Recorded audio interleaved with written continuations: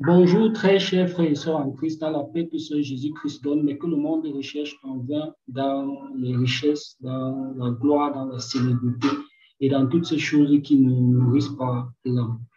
Nous sommes aujourd'hui le 8 avril 2022 et nous poursuivons notre série sur la dénonciation des œuvres ténébreuses de l'évangile de l'hypergrâce, cette doctrine qui gangrène aujourd'hui l'Église de Christ. Aujourd'hui, nous poursuivons avec la troisième ou la quatrième émission qui va porter sur un point très important qui est l'hérésie de l'évangile de l'hypergrâce qui consiste à penser que les chrétiens n'iront pas ou ne passeront pas au jugement. Avant de commencer, nous allons lever un mot de prière pour remettre ces moments à Dieu. Levons rapidement un mot de prière avant de commencer. Éternel notre Dieu, nous te sommes infiniment reconnaissants pour ces moments. Merci d'avoir permis, après un temps de silence, de pause, d'avoir permis que nous puissions nous réunir encore aujourd'hui pour exposer les œuvres ténébreuses de l'ennemi qui séduisent beaucoup dans ton Église.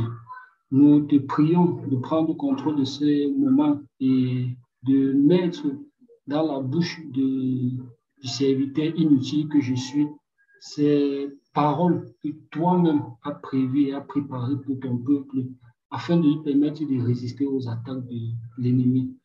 Père éternel, sois dans ma bouche celui qui parle et réduis mon intelligence à zéro, mon intelligence charnelle à zéro, afin que je ne parle point inspiré par moi-même, mais uniquement inspiré par toi. Donc, nous ne devons pas nous contenter de parler de ces choses ou de les écouter, mais de les mettre en pratique en signe de reconnaissance de la seigneurie de ton Fils, notre Seigneur et Sauveur Jésus-Christ, en qui nous devons une totale allégeance. C'est en lui que nous avons levé ce mot de prière au nom de notre Seigneur et Sauveur Jésus-Christ. Amen. Très chers frères et sœurs en Christ, nous poursuivons, comme nous l'avons dit tout à l'heure, la série sur la dénonciation de l'évangile de l'hypergrâce. Aujourd'hui, nous allons particulièrement nous attarder sur un aspect de cette doctrine qui séduit malheureusement beaucoup de chrétiens dans le corps de Christ aujourd'hui, qui est la considération selon laquelle les chrétiens n'iront pas en jugement. Les chrétiens ne seront pas jugés.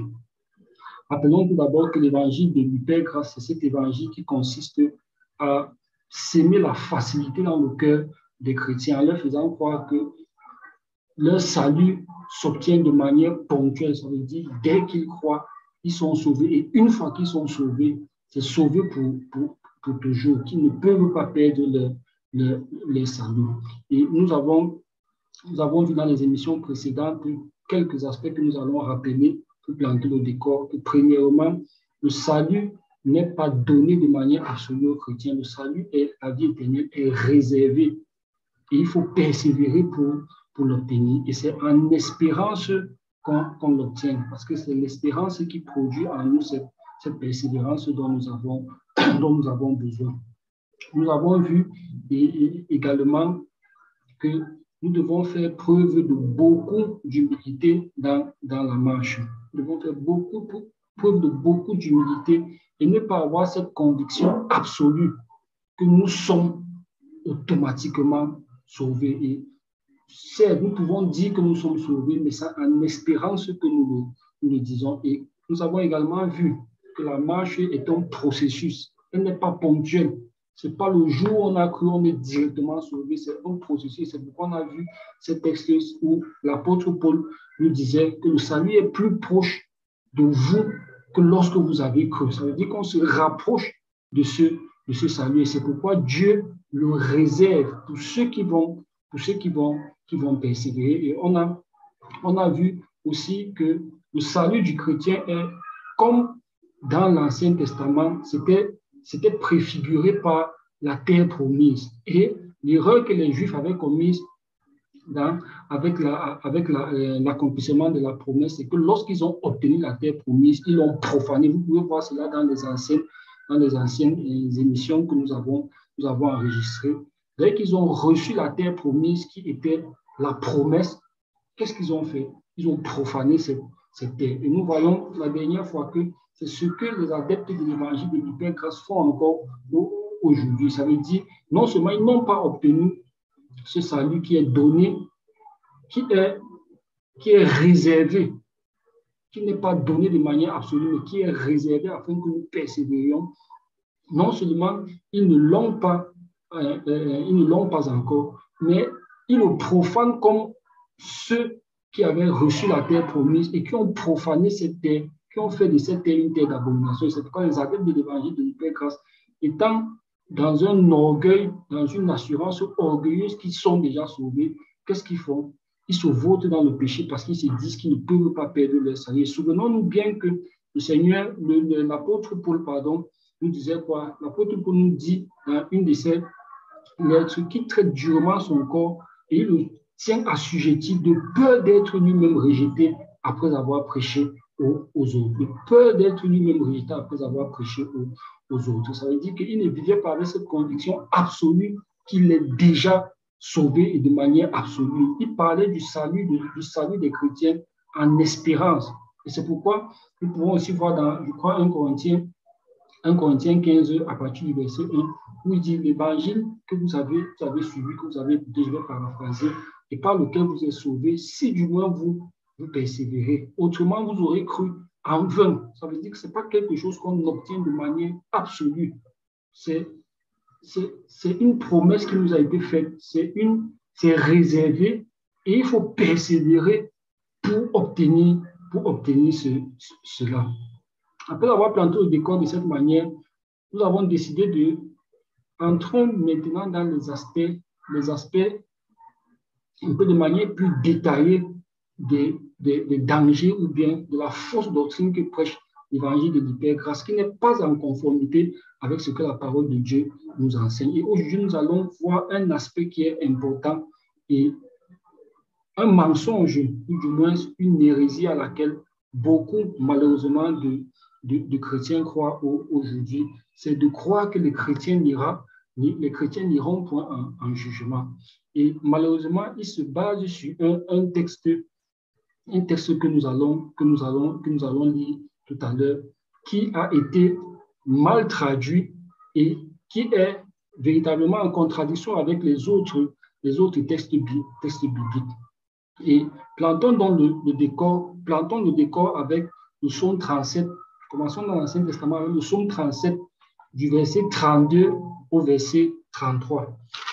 Psaume 37, du verset 32 au verset 33. Qu'est-ce qu'on lit au psaume 37, du verset 32 au verset 33? Je lis: le méchant épie le juste, et il cherche à le faire mourir. L'Éternel ne le laisse pas entrer, l'Éternel ne le laisse pas entre ses mains, et il ne le condamne pas quand il est en jugement. On voit ici que l'Éternel ne laisse pas le juste entre les mains du méchant, et il ne le condamne pas quand il est en jugement. Nous voyons ici deux mots. Nous voyons ici le jugement et la condamnation qui sont mêlés dans une même action. Il ne le condamne pas lorsqu'il est en jugement. Ça veut dire que le juste est en jugement, mais il n'est pas condamné. Et ça veut dire quoi? Ça veut dire qu'on peut passer en jugement, mais on n'est pas condamné. Le juste peut passer en jugement, mais à la différence de l'impie, c'est que lui n'est pas condamné. Et pourquoi est-ce que je reviens, je plante le décor, je commence avec ce verset, avant de rentrer dans le verset qui conduit encore beaucoup de personnes dans l'erreur.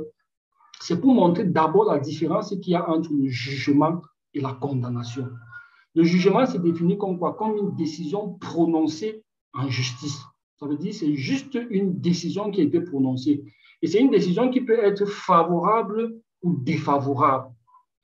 Lorsque la décision est défavorable, là, on parle de condamnation. Et c'est pourquoi la condamnation se définit comment? C'est défini comme la prononciation d'un jugement contre quelqu'un. Ça veut dire en sa défaveur. Ça veut dire quoi? Ça veut dire que quelqu'un peut passer en jugement, mais il est acquitté. Ça veut dire qu'il n'est pas condamné. Et c'est de là que vient l'erreur de l'évangile de l'hypergrâce, qui s'est appuyé sur un verset qu'on va voir tout à l'heure, Jean 5, 24, où ils confondent ou bien à cause d'une erreur de traduction, où c'était plutôt le mot condamnation qui sied à cette traduction. On a plutôt mis jugement et ils se sont dit non, le juste ne passe pas en jugement. Or, nous voyons ici que le juste passe en jugement, mais pas en condamnation. Il n'est pas condamné, il passe bel et bien en jugement. Il y a une décision de justice qui est prononcée à son égard, mais elle ne peut pas être en sa défaveur parce qu'il est jugé. Allons voir ce verset qui mène beaucoup dans l'erreur, qui plonge beaucoup aujourd'hui dans l'erreur, qui les pousse à jouer avec la promesse de leur salut. Allons voir ce verset dans Jean 5, 24. Jean 5, 24. C'est le Seigneur Jésus qui parle à ce niveau. Qu'est-ce qu'il dit? Le Seigneur Jésus dit dans Jean 5, 24, en vérité, je vous le dis, celui qui écoute ma parole et qui croit à celui qui m'a envoyé a la vie éternelle et ne vient point en jugement, mais il passe de la mort à la vie. Ça, c'est la traduction de la version du second. La traduction de la version du second dit quoi? Dit que celui qui croit au Seigneur Jésus ne vient point en jugement, et à cause de cette erreur de traduction sur le mot jugement, beaucoup se sont accrochés dessus pour penser qu'ils ne peuvent pas être jugés. Ils ne seront plus jugés. C'est pourquoi ils peuvent vivre dans la débauche, dans le péché, comme ils veulent. Puisqu'ils ne seront jamais jugés, on ne va jamais les demander de rendre compte de ces actes qu'ils ont posés. Nous allons voir que déjà, la parole de Dieu ne se contredit pas. Ça, c'est déjà, ça doit être une base pour nous. La parole de Dieu ne se contredit pas. Si on retrouve des versets qui se contredisent, il doit y avoir forcément soit un problème de compréhension de notre côté, soit un problème ailleurs. Et lorsqu'on se rend compte que ici, on va voir d'autres textes qui nous montrent que même les chrétiens iront en jugement, et c'est par nous-mêmes que le jugement commencera. On se pose donc la question, mais qu'est-ce qui ne va pas avec ce texte, cette traduction de 8 secondes?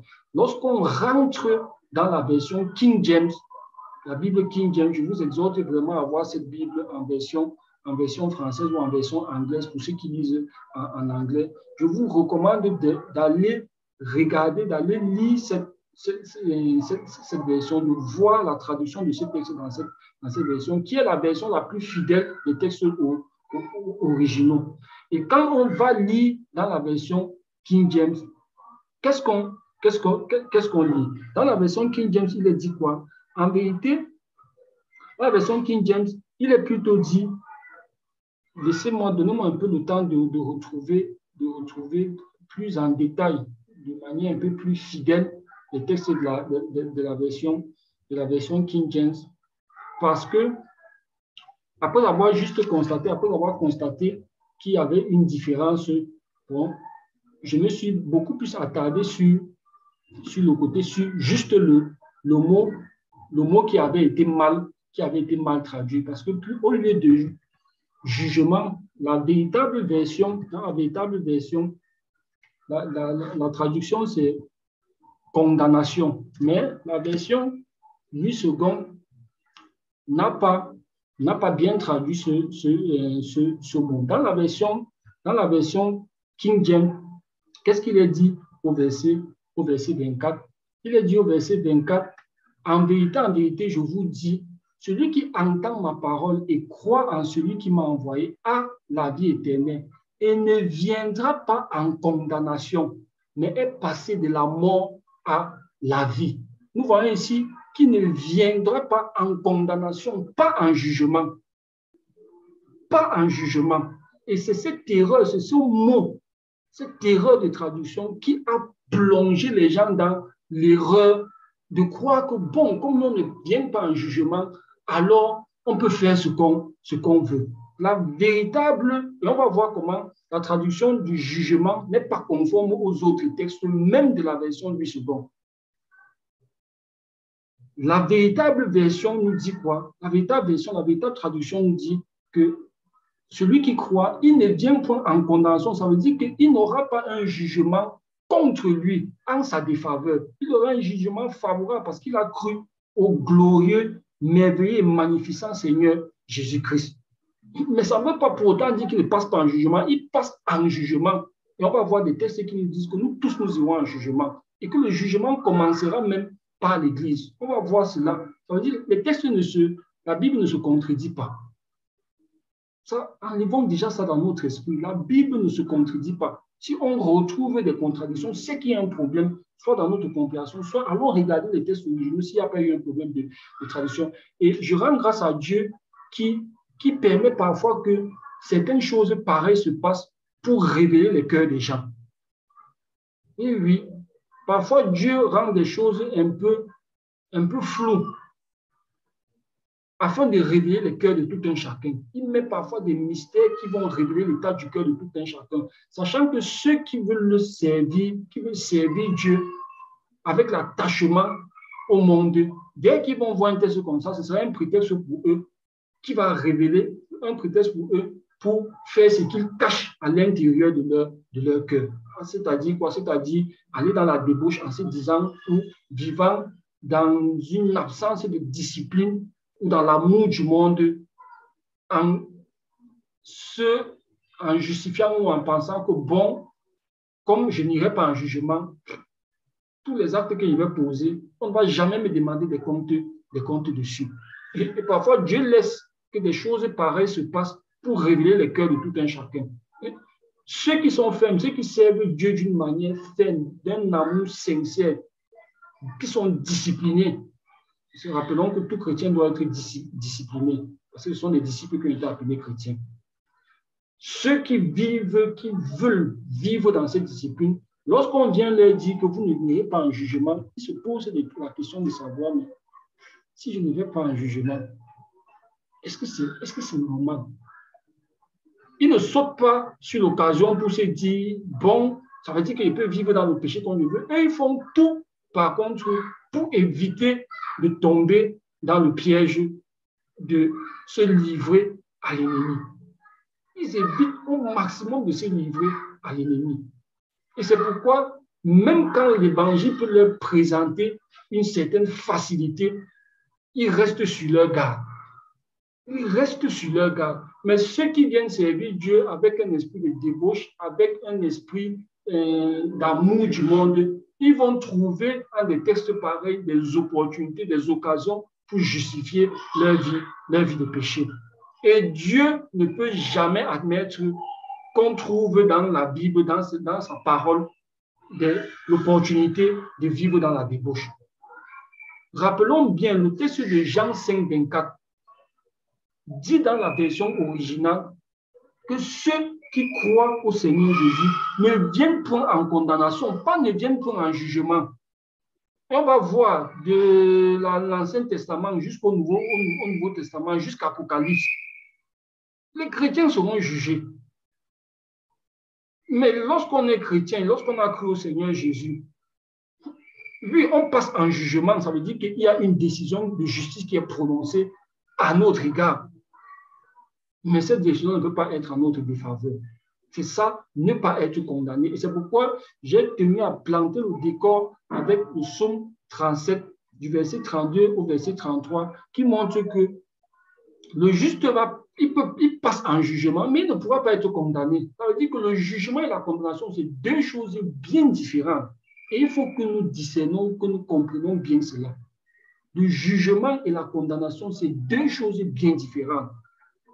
Nous irons tous en jugement, mais ceux qui auront cru au Seigneur Jésus ne seront pas condamnés. La décision de justice qui sera prononcée à leur égard ne pourra pas être en leur défaveur. C'est pourquoi ils ne viennent pas en condamnation, pas qu'ils ne viennent pas en jugement, comme beaucoup font pour s'accrocher ou s'accrochent sur Jean 5, 24 pour dire que non, je peux vivre comme je veux. Je peux ne pas examiner ma marche en Christ, ne pas m'examiner minutieusement dans mes actes parce que je ne vais jamais passer. Je ne passe plus en jugement. C'est une erreur. C'est une erreur. Et fuyons la facilité. Fuyons la facilité. Le Seigneur Jésus n'est pas venu mourir sur la croix pour nos péchés, pour que nous on entre dans le royaume des cieux en croisant les bras, en vivant dans la débauche. Et c'est ça l'idée de l'évangile de l'hypergrâce. C'est de penser que non, comme le Seigneur Jésus, on l'a vu dans les émissions passées, comme le Seigneur Jésus a fait le sacrifice sur la croix pour nos péchés, il a vaincu sur la croix. Non, ça signifie qu'on croise les bras. On n'a plus rien à faire. Et on prend souvent l'exemple, David allait consulter Dieu avant d'aller en guerre. Dieu lui disait, je vous ai donné la victoire. Mais est-ce que ça voulait dire pour autant qu'il ne parte plus en guerre, ou qu'il croise les bras, ou quand il rencontre l'ennemi, il laisse l'épée dans le fourreau. Il sortait l'épée et ils étaient féroces face à l'ennemi. Pourquoi? Parce qu'ils avaient déjà l'assurance qu'ils sont dans la victoire. Et les actes que nous allons poser doivent manifester que nous avons l'assurance de cette victoire. Et c'est pourquoi lorsque le péché, quelle que soit la grandeur du péché devant un chrétien, il sait que le péché, si le Seigneur Jésus l'a déjà vaincu, je fonce sur lui, je l'abats et j'avance. On dit non, la fornication, tu ne peux pas vivre sans forniquer ici sur terre. Il dit que ce sont les géants d'Anak. Il marche avec la foi de Josué et Caleb. Oui, ce sont des géants. Devant nous, bon, nous sommes comme des souterrains devant eux. Mais on ne se fie pas à ça. On se fie à Dieu. Le Dieu que nous servons est puissant. S'il avait nous, on avance, on les abat et on continue. On les abat et on continue. Non, les adeptes de l'évangile de l'hypergrâce vont dire non, si vous cherchez à faire des efforts et autres, ça veut dire que vous êtes sauvés, vous pensez que vous êtes sauvés par vos œuvres. Plaise à Dieu, on va faire une autre émission, peut-être ce sera le prochain enregistrement sur les œuvres. Parce qu'il y a encore une hérésie, un mensonge, une subtilité, un poison que le diable a glissé dans l'évangile de l'hypergrâce sur les œuvres. Pour dire aux gens que non, nous ne sommes pas sauvés par les œuvres. Ils prennent souvent des textes de Paul qui ne comprennent un peu bien, qui n'étudient pas en profondeur. Nous ne sommes pas sauvés par les œuvres de la loi. Et Paul est toujours en train de préciser de la loi. Mais en ce qui concerne les œuvres de la foi sans les œuvres est morte. Ça veut dire que nous sommes sauvés par les œuvres de la foi. Ça, on va entrer dans les détails dessus. On va le voir. On va le voir prochainement. C'est encore une autre hérésie, plaise à Dieu. Bien évidemment, c'est encore une autre hérésie, c'est encore un autre mensonge de l'évangile de l'hypergrâce, qui cherche toujours la facilité, qui cherche toujours des prétextes pour ne pas faire ce qu'il faut, ou pour ne pas transpirer, ne pas entrer sur le champ de bataille avec vigueur. L'évangile de l'hypergrâce, c'est l'évangile des paresseux, des gens qui ne veulent pas faire d'efforts. Les gens qui pensent que le Seigneur Jésus est mort sur la croix pour nos péchés, pour que non, nous nous croisions les bras, nous nous couchons, nous dormons, nous ne travaillons pas. Or, la parole de Dieu nous demande de travailler notre salut avec crainte et tremblement. C'est un travail. Paul dit quoi? Je traite durement mon corps, je le tiens assujetti. Il traite durement son corps. C'est pourquoi méfions-nous de la facilité. Lorsqu'on nous prêche un évangile et que c'est trop facile, soyons en alerte. Posons la question, qu'est-ce qui ne va pas? Un peu comme ce passage. Lorsqu'on lit ce passage de Jean 5, 24, on se dit, mais tiens, il y a 1 Pierre 4, 17 qui nous parle du jugement qui commencera dans l'église de Dieu. Il y a le texte de Jacques 2, 12. Il y a Romains 14, 10. Il y a tellement de textes qui disent que nous irons en jugement. Mais d'où vient celui-ci? D'où vient celui-ci qui est le plus facile des autres? Et ceux qui aiment la facilité, non, ils vont prendre tous les autres, ils vont barrer et ils vont s'accrocher sur celui qui est facile. Non, le chrétien, ce n'est pas ça. Le chrétien, lui, se dit, attention, je ne dois pas opter pour la facilité. Je ne dois pas opter pour la facilité. Parce que le Seigneur Jésus ne m'a même pas sauvé lui-même dans la facilité, lui qui est fils unique de Dieu. Il est venu mourir sur la croix. Il pouvait bien aussi croiser les bras et se dire que bon, vous êtes sauvés. Sauvés. On serait sauvé, puisque si Dieu a créé toutes choses à travers la parole, que la lumière soit, et la lumière fut, il pouvait bien le faire.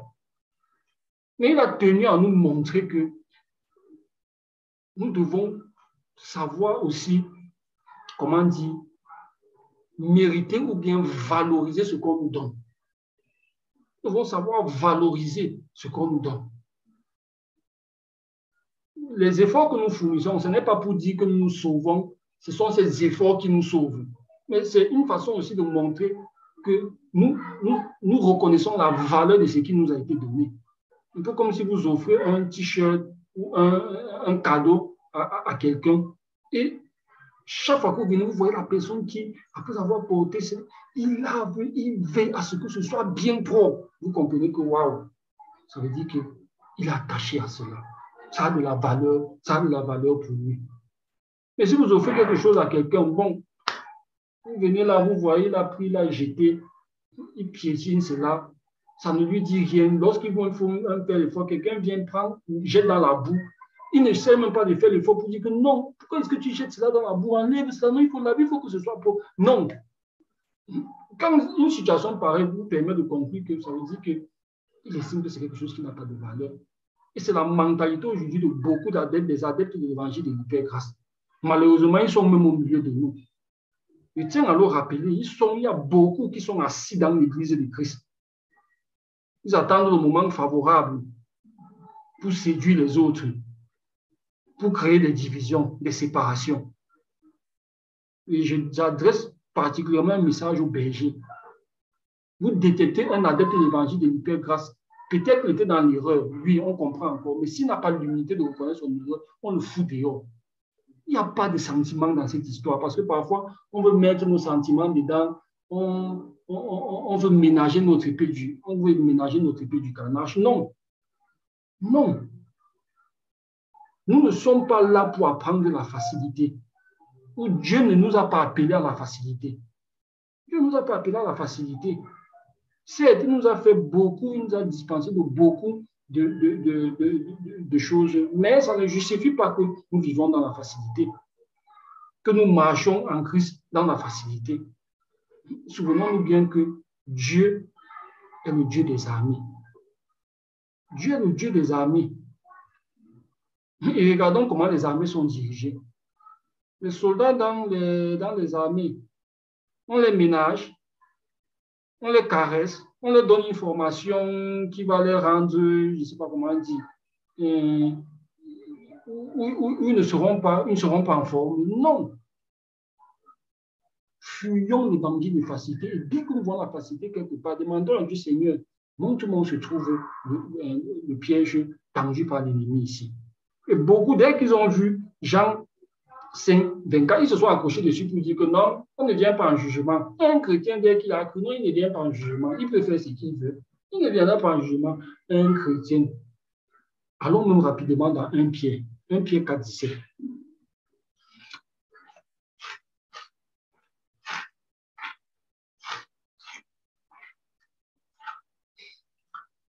1 Pierre, chapitre 4, verset 17. Qu'est-ce qu'on lit? 1 Pierre, chapitre 4, verset 17.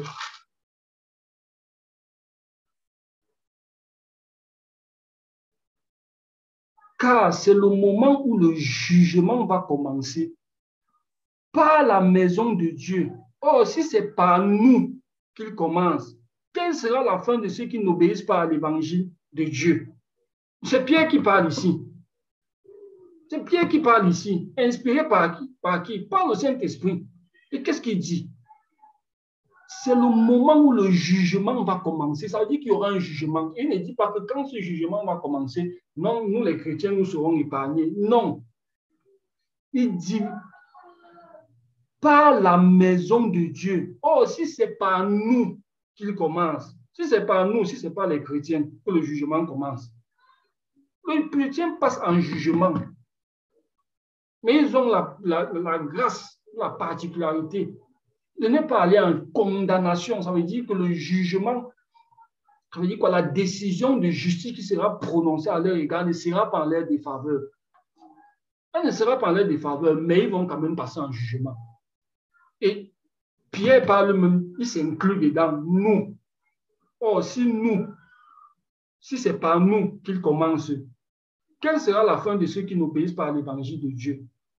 Ça veut dire que tu sois obéissant à l'évangile de Dieu, que tu sois désobéissant à l'évangile de Dieu, tout cela, on passe en jugement. Et le jugement commence par l'Église. On va voir ça dans Ézéchiel.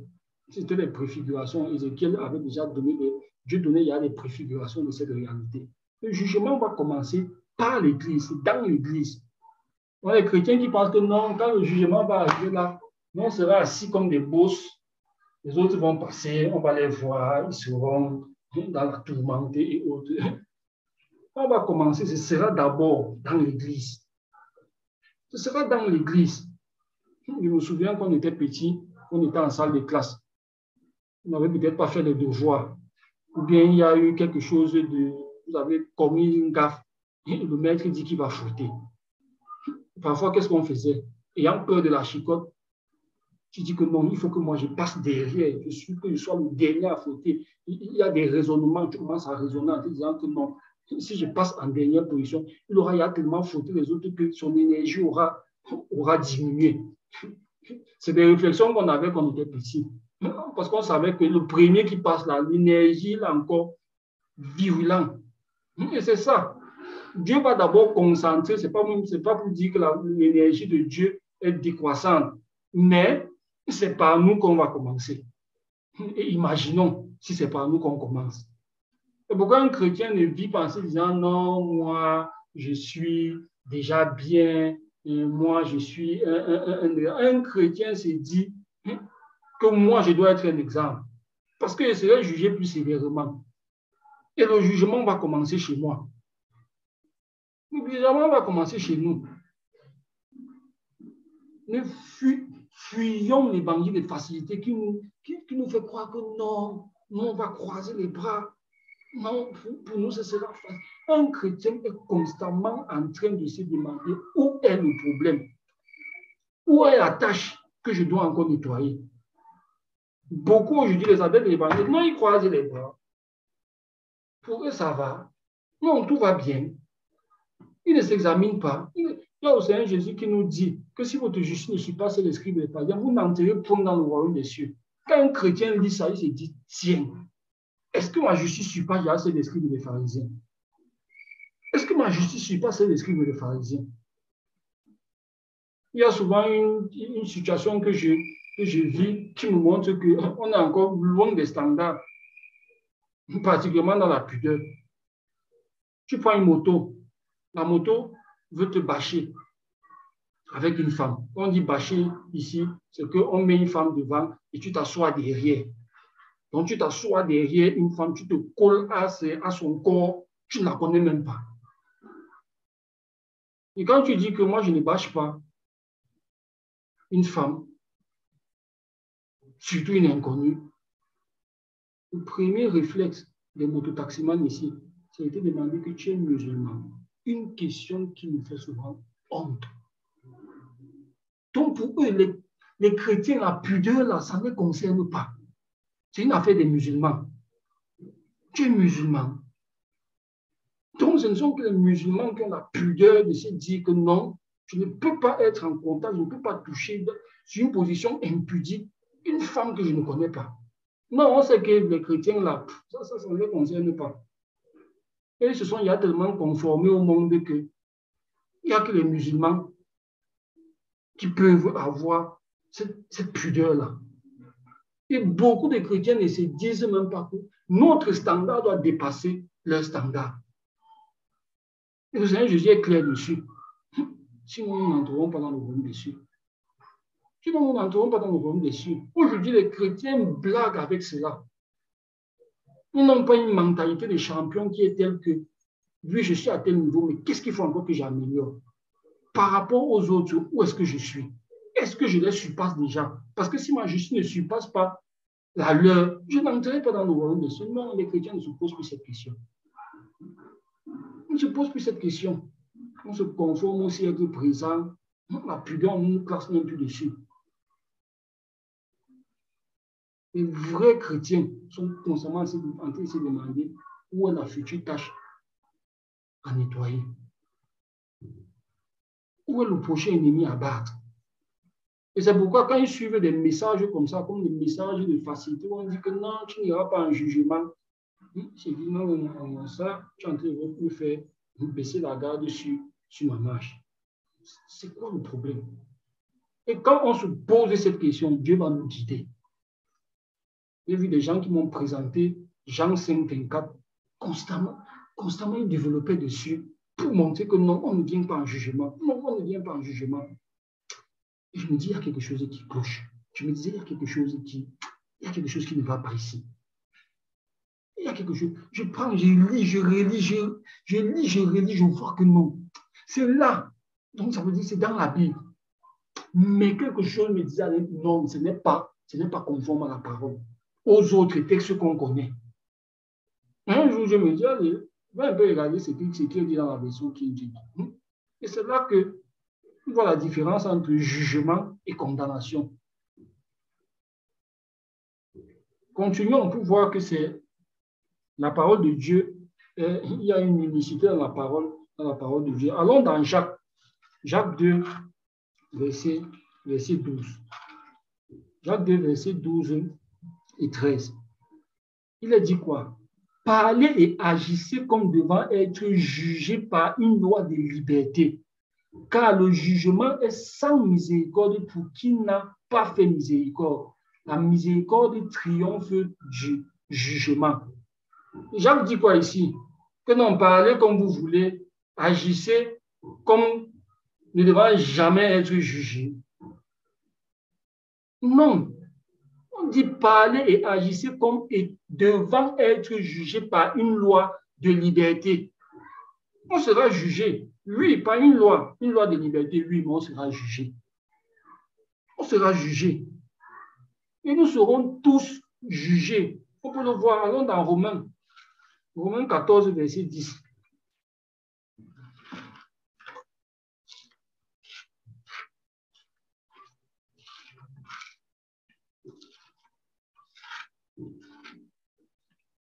Romains 14, verset 10. Il a dit quoi? Mais toi, pourquoi juges-tu ton frère?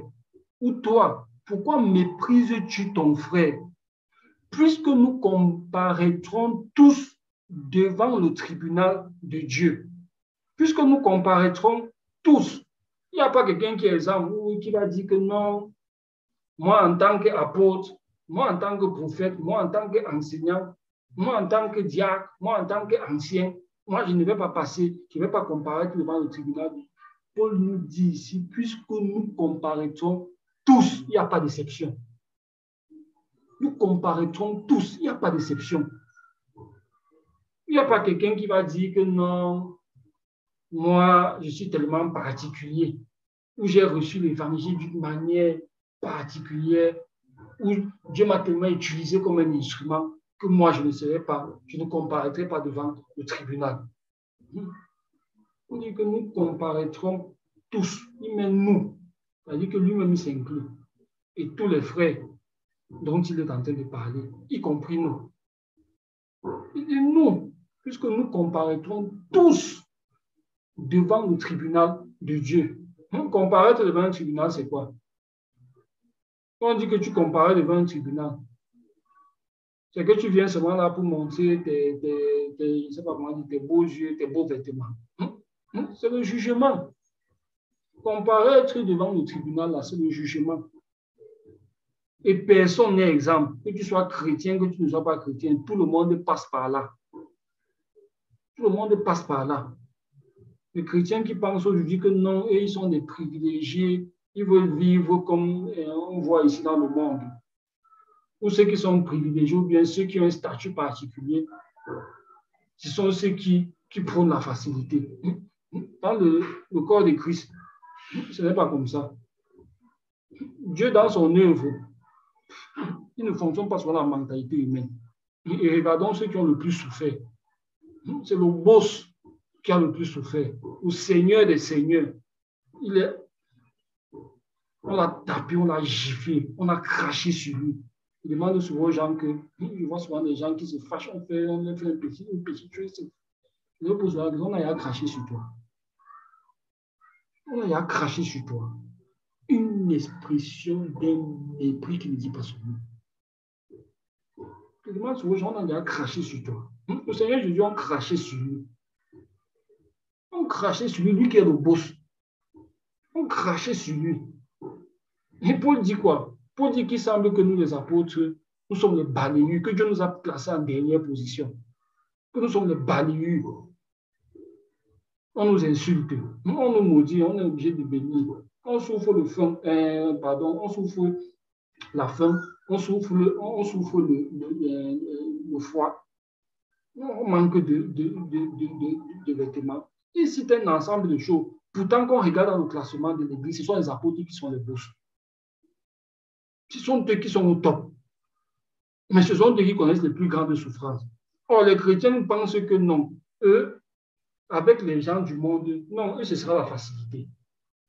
Et ils vont venir croiser les bras. Non, ce sont les autres qui vont souffrir. Et ils ne vont pas souffrir.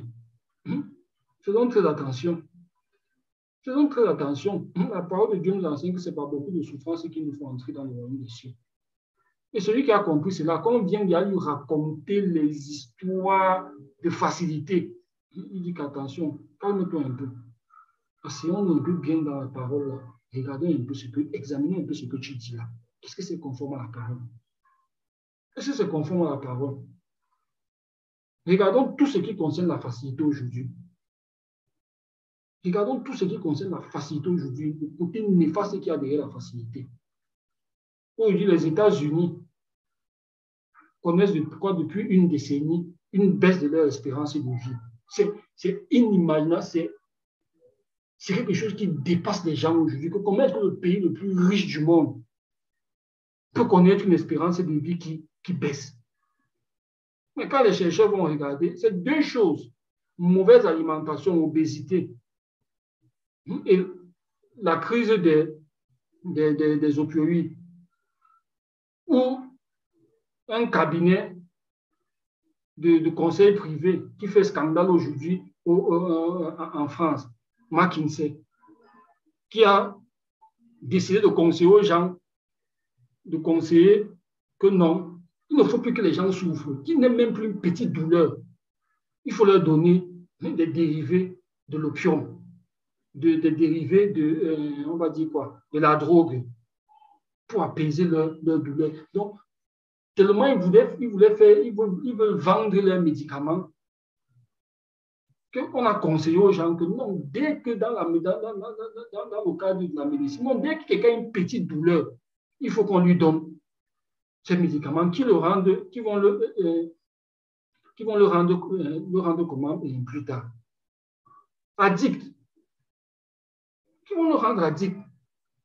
Et les gens sont devenus addicts juste du jour au lendemain à cause d'une petite douleur. Supporte la douleur, ça fait partie du processus de la vie. Non, il faut qu'on calme ça rapidement.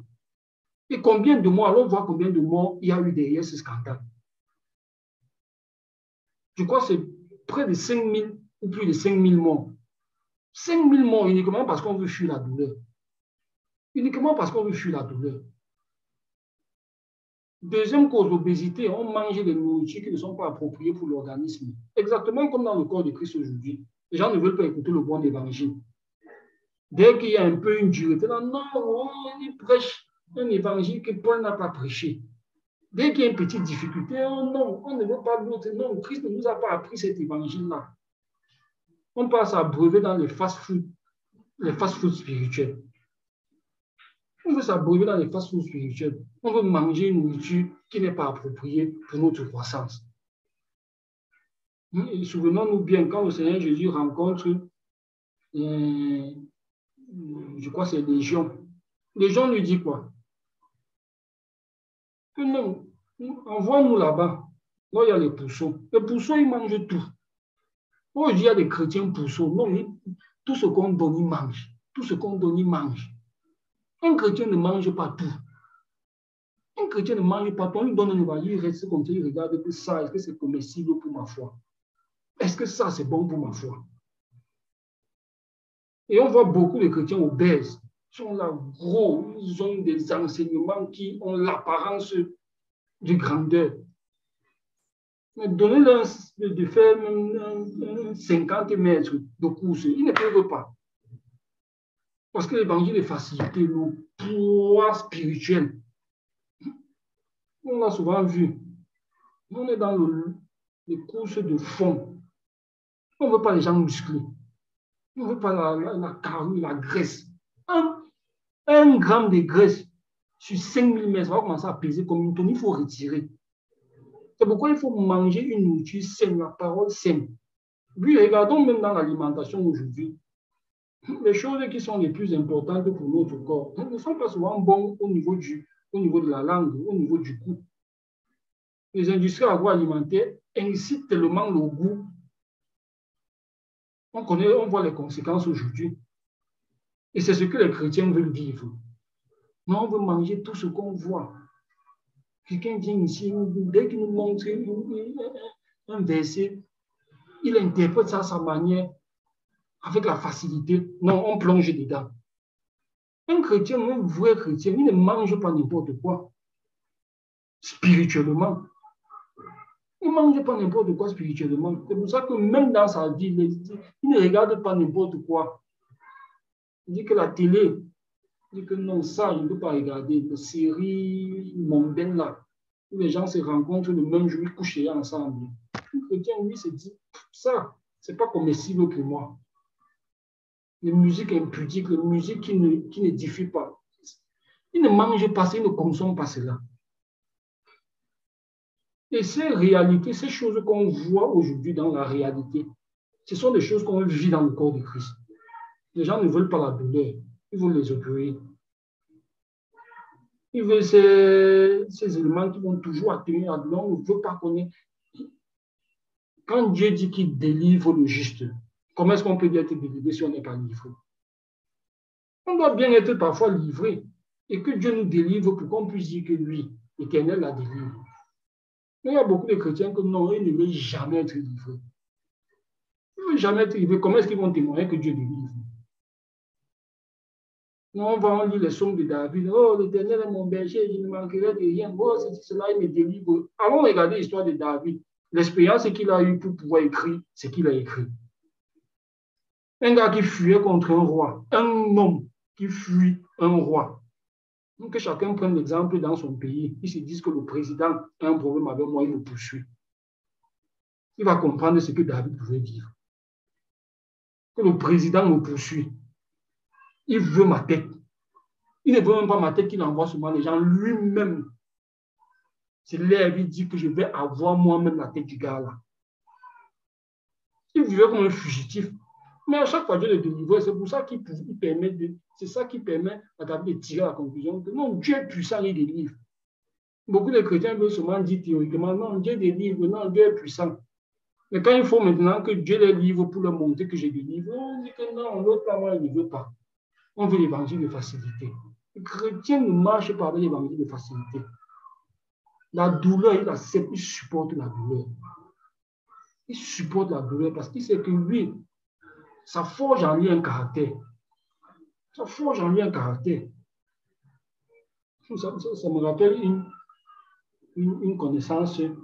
C'est qu'on était venu lui proposer quelque chose et il dit que non, moi, je n'obtiens pas souvent mes choses facilement. C'est trop facile pour être vrai. Et regardons un peu les arnaqueurs.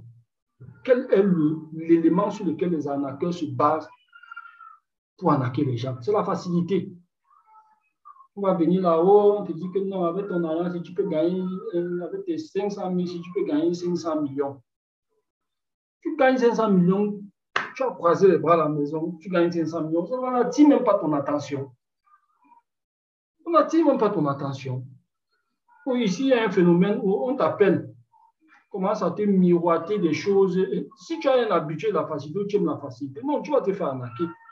Mais si tu sais que la vie n'est pas facile, on n'obtient pas les choses facilement, tu vas te dire que non, calme-toi. Qu'est-ce que tu dis? Est-ce que c'est normal que... Et c'est comme ça que tu sors des filets. N'aimons pas la facilité, fuyons la facilité. Ce n'est pas pour dire maintenant qu'on va aller chercher la difficulté ou la douleur, mais un chrétien s'il faut affronter la difficulté, il affronte la difficulté. Regardons Abraham. Quand Abraham va sacrifier Isaac, qu'est-ce qu'il fait? On dit qu'il charge Isaac du fardeau. Il n'y a pas un père qui éduquait son enfant dans la facilité. Ou il y a des parents qui ne sont pas capables de mettre un morceau de bois sur la tête de leur enfant. Non, il va se casser. Non, comme il est frêle, là, il va mourir. Non, moi j'ai vécu, j'ai trop souffert dans ma vie. Mes enfants ne vont pas souffrir. Ah bon? Ah bon? Il y a quelqu'un qui disait que les temps difficiles forment des hommes forts. Les hommes forts forment des temps faciles. Et les temps faciles forment des hommes faibles. Et ces hommes faibles forment quoi? Forment des temps difficiles. Même si tu as souffert, comment? Ça ne justifie pas que ton enfant doit vivre dans la facilité. Sinon, quand les moments seront difficiles, il va faire comment? C'est pourquoi Abraham pouvait charger le fardeau sur la tête d'Isaac. Comment je vais te sacrifier? Porte le fardeau là. Et c'était une préfiguration de quoi? Du fait que Dieu, le Seigneur, Dieu a chargé son Fils, le Seigneur Jésus, de la croix, que tu vas porter la croix là. Comme tu aimes l'Église, tu vas porter la croix là pour que l'Église soit sauvée. Non, nous on veut venir là, on veut croiser les bras. Non, c'est ça la facilité pour nous. Le chrétien ne marche pas dans la facilité. Un chrétien n'accepte pas la facilité. Le chrétien n'accepte pas la facilité. Mais regardons bien que c'est dans les difficultés qu'on a les plus grandes révélations. Dans les difficultés. Les disciples marchaient avec le Seigneur Jésus. Ils ne savaient pas que c'est quelqu'un qui pouvait marcher sur l'eau. Il a fallu qu'ils soient dans une situation terrible où la tempête avait gagné, troublait leur barque, pour voir le Seigneur Jésus venir ici et réaliser que tiens, l'homme avec qui on marche ici, lui, on connaît qu'il multiplie, mais il peut même marcher sur l'eau. Il fallait qu'il vive la tempête lorsque le Seigneur Jésus dormait dans la barque. Il fallait qu'ils vivent cela, qu'ils aient peur, qu'ils tremblent pour comprendre que hey, l'homme avec qui on marche ici, c'est l'air, il dit à la tempête que tu te calmes, et la tempête se calme. Non, beaucoup de chrétiens veulent connaître que le Seigneur Jésus calme la tempête, mais ils ne veulent jamais vivre la tempête. Chrétien théorique. Non, nous ne devons pas être des chrétiens théoriques, nous devons être des chrétiens pratiques. Et à force d'être exercés à cela, non, le diable ne peut pas facilement venir nous séduire. Quand il arrive là, on commence à dire que tiens, attention, ça, on dit que non, l'évangile, le salut est ponctuel. Dès que tu crois, tu es là, celui de mon frère, ça, c'est trop facile. Allons regarder dans les Écritures. Et que le salut est plus proche de vous que lorsque vous avez cru. Donc, tu vois donc, ce n'est pas ponctuel. C'est là où on se rapproche. C'est un processus. Celui qui persévérera jusqu'à la fin sera sauvé. Et que c'est un processus. Ne tombons pas dans la facilité.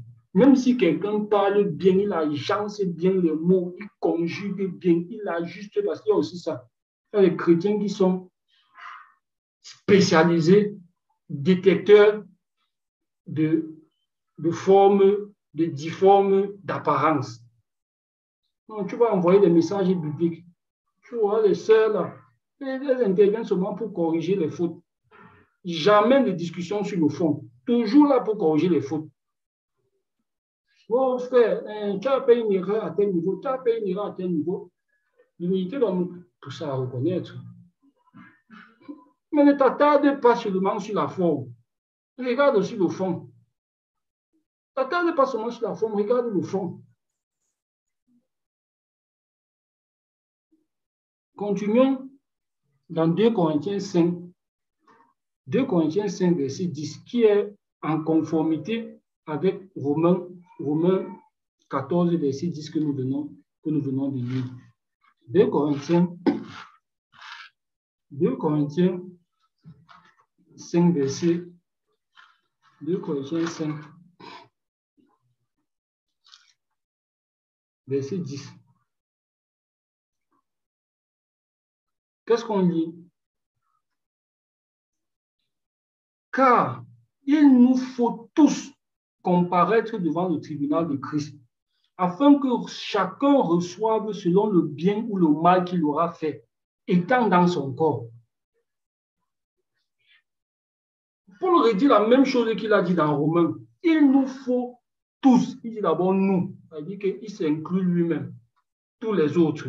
Il nous faut tous comparaître devant le tribunal de Christ. Il n'y a pas que non, le chrétien, lui, ne va pas comparaître parce qu'il a cru au Seigneur Jésus. Non.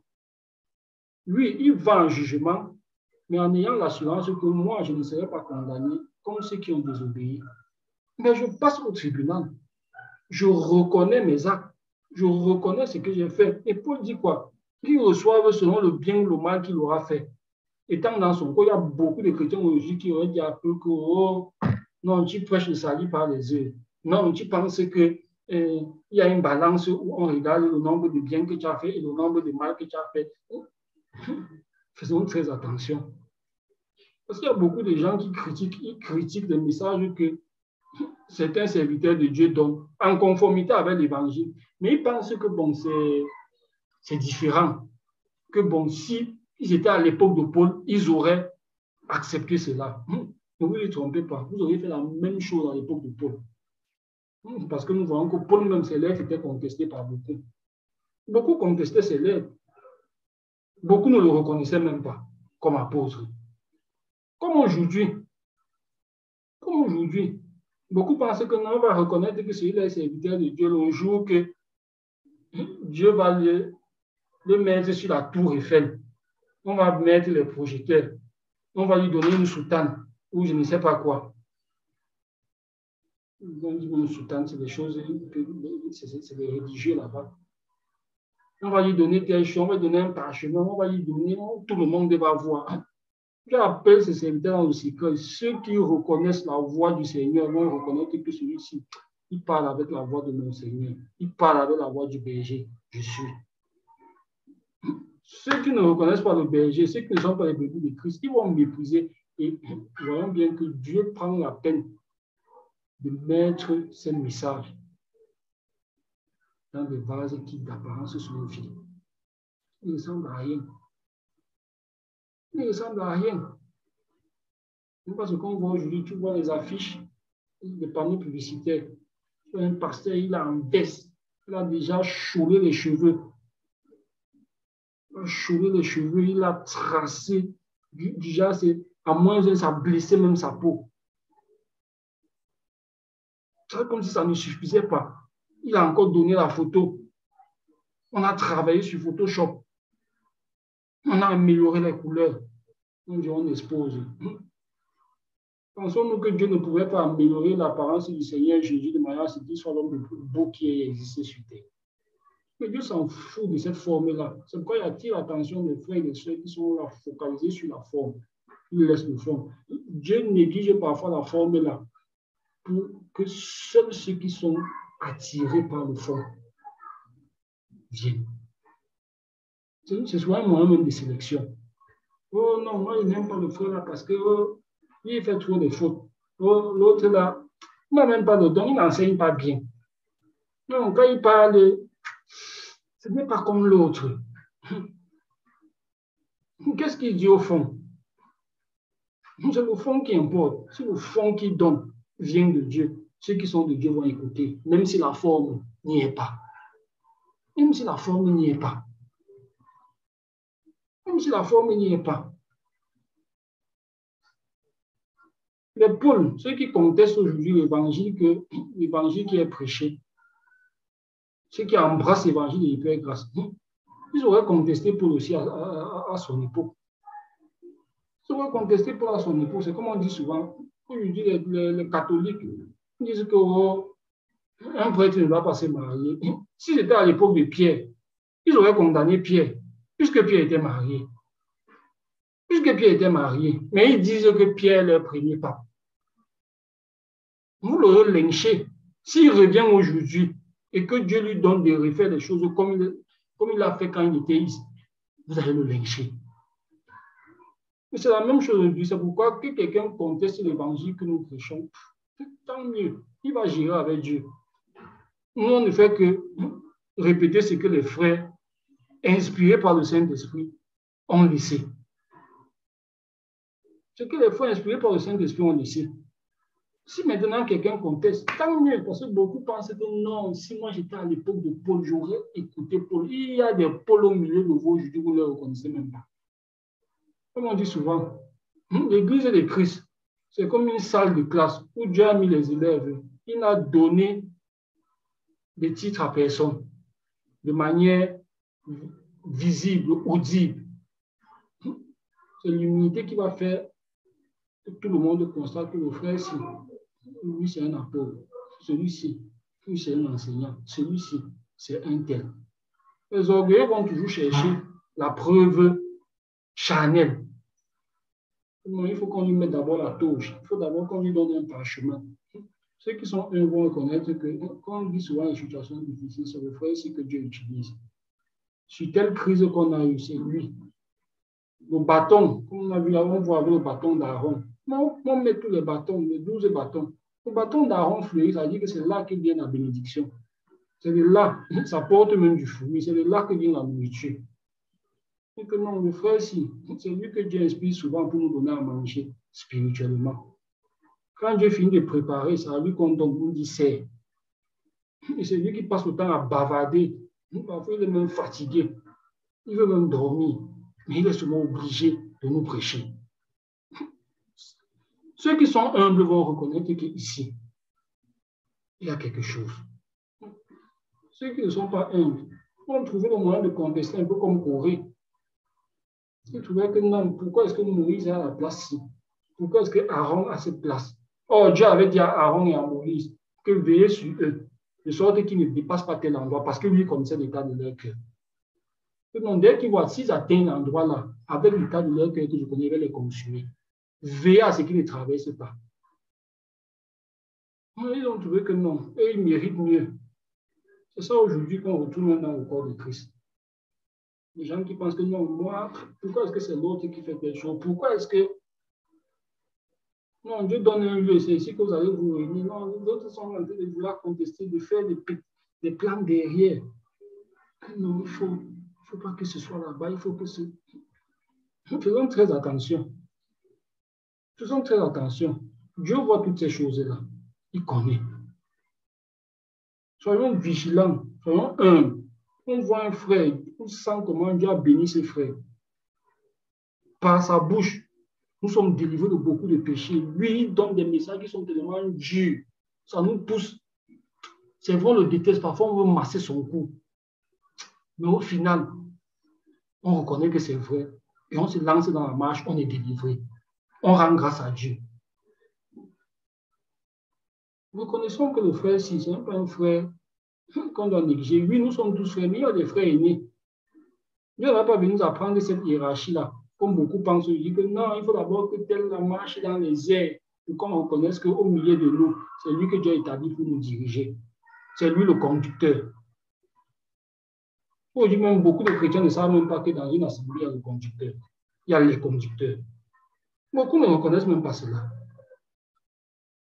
Et comme je m'adressais à une sœur, tu ne peux pas être dans une assemblée, il y a un problème, quelque chose ne va pas. Non, tu prends la décision que la prochaine fois que ça se passe comme ça, moi, il ne parle pas. Tu es sous une autorité. Tu as des frères là qui sont l'autorité. Réfère-toi à eux. Réfère-toi à eux. Aujourd'hui, dans le corps de Christ, non, c'est la cour du roi Péto. Tout le monde fait ce qu'il veut. Nous, comme je me dis, j'aime souvent à dire, on ne connaît pas une école sérieuse, une institution sérieuse où tout le monde fait ce qu'il veut. Et nous sommes dans le corps de Christ. C'est un corps qui est discipliné parce que tout le monde est supposé être disciple. Ces choses que nous enseignons, c'est des choses que les Paul enseignaient. Ils avaient parlé de cela depuis. Regardons, nous avons vu Jacques tout à l'heure. Nous avons vu Pierre avant. Tous ont le même message. Nous avons tous comparaître devant le tribunal de Dieu. Il n'y a personne là qui est venu dire que non, on ne sera pas. Même le Seigneur Jésus n'a pas dit qu'on n'ira pas en jugement. Il a dit qu'on n'ira pas. Ceux qui vont croire ne seront pas condamnés. Et le Seigneur Jésus ne peut pas dire quelque chose, les autres contredisent, puisque c'est le même esprit. Puisque c'est le même esprit. Comment est-ce qu'il va venir dire, ils vont venir dire le contraire? Comment est-ce que ceux qui disent que non, nous n'irons pas en jugement, comment est-ce qu'ils interprètent 1 Pierre 4, verset 17? Comment est-ce qu'ils interprètent Jacques 2, verset 12 au verset 13. Comment est-ce qu'ils interprètent Romains 14, verset 10? Comment est-ce qu'ils interprètent 2 Corinthiens 5, 10 que nous lisons actuellement? Comment est-ce qu'ils interprètent? Comment est-ce qu'ils interprètent ce verset? Car il nous faut tous comparaître devant le tribunal de Christ, afin que chacun reçoive selon le bien ou le mal qu'il aura fait, étant dans son corps. Ce n'est pas, c'est le bien ou le mal qu'on aura fait, étant dans notre corps, ce corps-ci, cette chair-ci, cette poussière.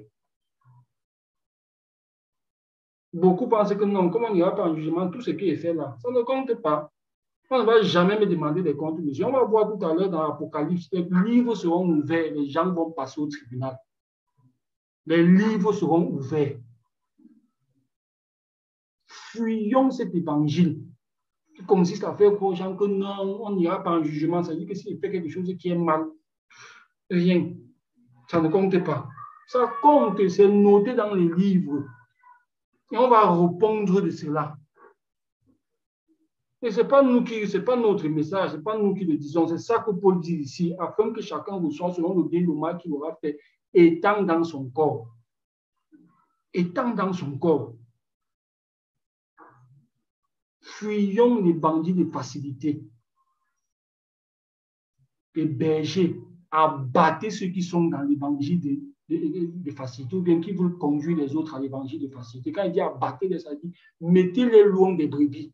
On ne mélange pas les brebis avec les boucs. On ne mélange pas les brebis avec les boucs. À ce moment, il n'y a pas de sentiment. On a fait 10 ans, 20 ans ensemble.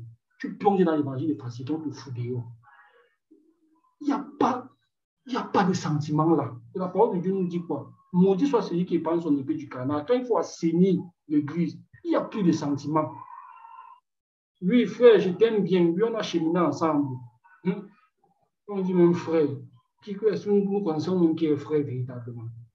Comme Pierre a dit, que nous croyons tous en toi.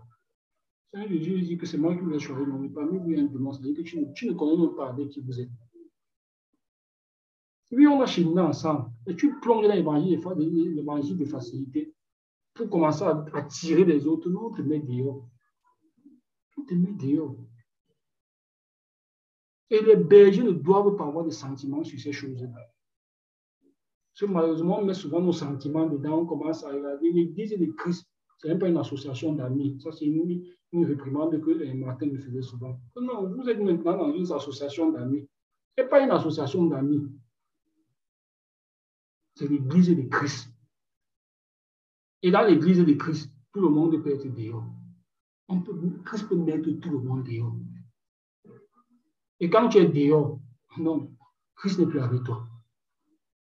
On a vu, les parents du Seigneur Jésus viennent, ils se tiennent dehors, ils l'appellent. Il est sorti pour lui dire que non, oh ma mère, oh mes frères, oh, entrez. Il dit qu'il n'a même pas pris la peine. Il a regardé les autres, il a dit que qui sont mes frères, qui est ma mère. Il les a regardés, eux, qui sont à l'intérieur. C'est vous là, ceux qui écoutent la parole et qui mettent en pratique. On n'est pas avec Christ étant dehors. Et dehors, là, c'est quoi? C'est qu'on veut la facilité. On veut se dire que non, même s'il pêche, on ne va pas me juger. On veut se convaincre que non, et si je mens, ce n'est pas si grave. Si je fornique, ce n'est pas si grave. Tout comme ce monsieur avec qui on était. Quand il vit dans la fornication, on prêche contre la fornication, il se sent jugé. Il veut convaincre les gens que non, ne prêchez plus sur la fornication. Mais, si tu ne peux pas supporter le message, tu n'as pas humilié tes parties, tu sors. On n'a rien à faire ensemble. On n'a rien à faire ensemble. Ne cherchons pas la facilité. Ceux qui nous ont précédés, ils n'ont pas vécu dans la facilité. Ce n'est pas nous qui allons venir vivre dans la facilité. Nous sommes dans un champ de bataille et c'est un combat. C'est un combat.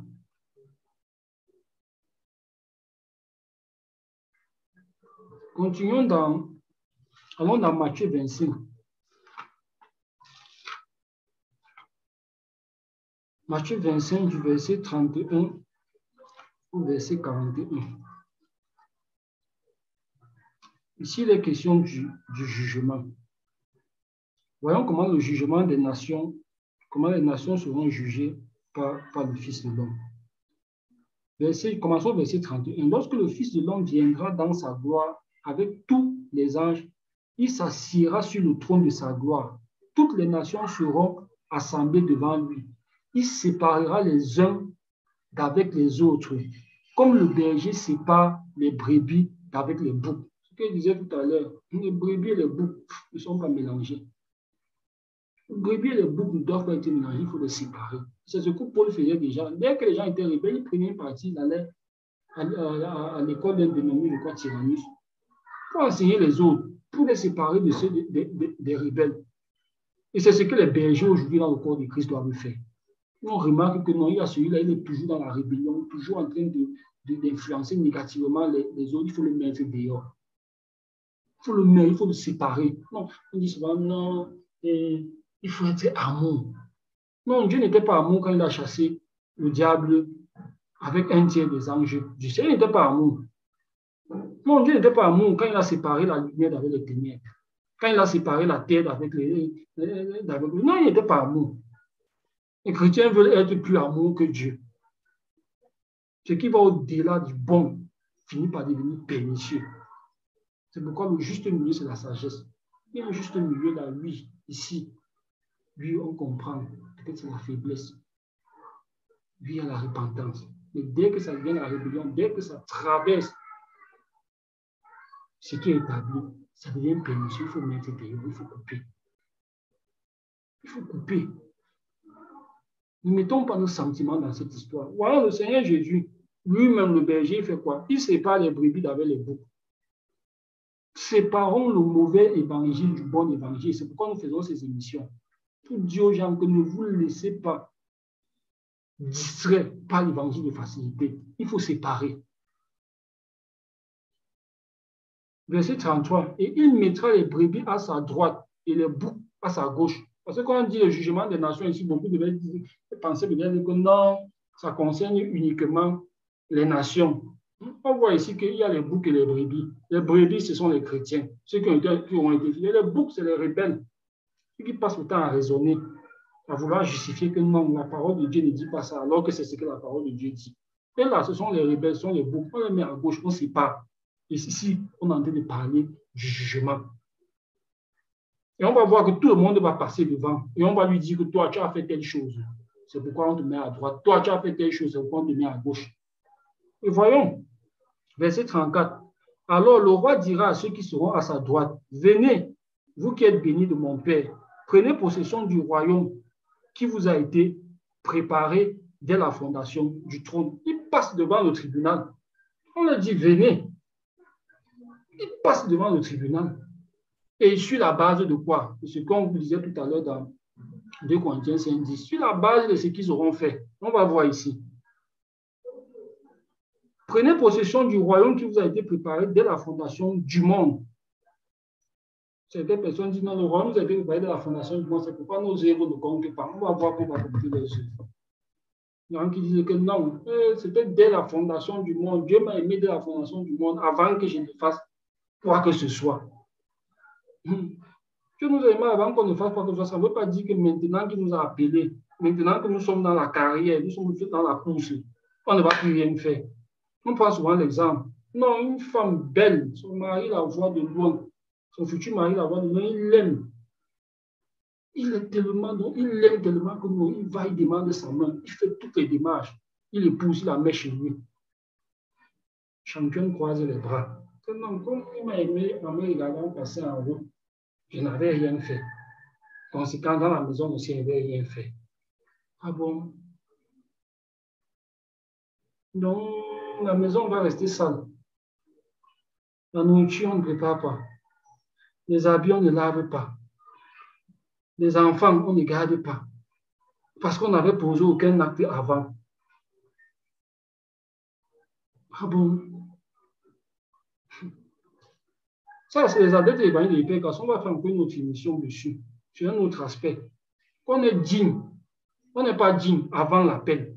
Mais après l'appel, on doit être digne. Ce n'est pas ponctuel, c'est continu. Ça peut être dans un état aujourd'hui. Ce n'est plus le même critère dans l'état après l'appel. Ce n'est pas parce qu'on a créé, que le royaume a été préparé avant la fondation du monde, que non. on ne va plus regarder les œuvres. Et ça, c'est la mentalité des adeptes de l'évangile. Non, ce n'est pas ce que j'ai fait qui compte. Regardons ce que le Seigneur Jésus dit au verset 35. Car j'ai eu faim et vous m'avez donné à manger. J'ai eu soif et vous m'avez donné à boire. J'étais étranger et vous m'avez recueilli. J'étais nu et vous m'avez vêtu. J'étais malade et vous m'avez visité. J'étais en prison et vous êtes venus vers moi. Quand on dit car, ça veut dire quoi? C'est la raison. C'est la raison, la cause. Pourquoi est-ce que je vous fais passer à droite? Parce que quand j'avais faim, vous m'avez donné à manger. On dit, mais Seigneur, est-ce que ça compte? Puisque le royaume a été préparé avant la fondation du monde, ça veut dire que ça compte. Ça compte. Et on voit ici, le Seigneur Jésus s'est très souvent présenté dans un état de faiblesse. Il avait faim, il avait soif, il était étranger, il était nu. C'est pour nous rappeler, frères et sœurs, la probabilité, l'état dans lequel il est plus probable pour nous de rencontrer le Seigneur Jésus dans un état de faiblesse. Et je répète, l'état dans lequel on est le plus susceptible de rencontrer le Seigneur Jésus, c'est dans un état de faiblesse, de faim, de soif. De faim, de soif, de nudité. C'est pour dire quoi? Les frères qui ont faim, on voit, on n'agit pas. Les frères qui ont soif de la parole de Dieu, on voit, on n'agit pas. Ils ont soif, mais ils n'ont pas d'argent pour vivre. Ils traversent des situations difficiles. Non, on n'agit pas. Parce que les œuvres ne comptent pas. C'est la foi seule qui compte. Alors que la parole de Dieu nous dit que la foi sans les œuvres est morte. Ça compte. Et faisons très attention. On a un frère là qui est dans la détresse. On doit tout faire. On doit tout faire pour le sortir de là. On doit tout faire pour le sortir de là. Parce que c'est le Seigneur Jésus qui se présente devant nous là. C'est des choses que beaucoup de chrétiens ne réalisent pas aujourd'hui. C'est comme les bergers. Non, le berger enseigne. Dieu lui inspire de prendre certaines décisions. Parfois, il peut commettre des erreurs. C'est un homme, c'est normal. Mais les brebis ne le voient même pas comme nous. Ils n'ont même pas la présence d'esprit que celui-ci a été établi au milieu de nous, c'est l'autorité.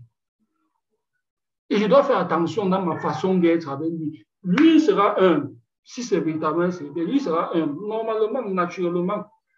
Mais faites attention. Faisons attention. Ce n'est pas parce qu'il est humble, il a fait sa part, que nous, on ne va pas faire notre part. On est tenu de faire notre part.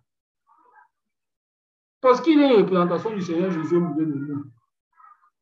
Si celui qui a faim, qui a soif, est une représentation du Seigneur Jésus, combien de fois celui qui porte la parole, qui porte l'épée?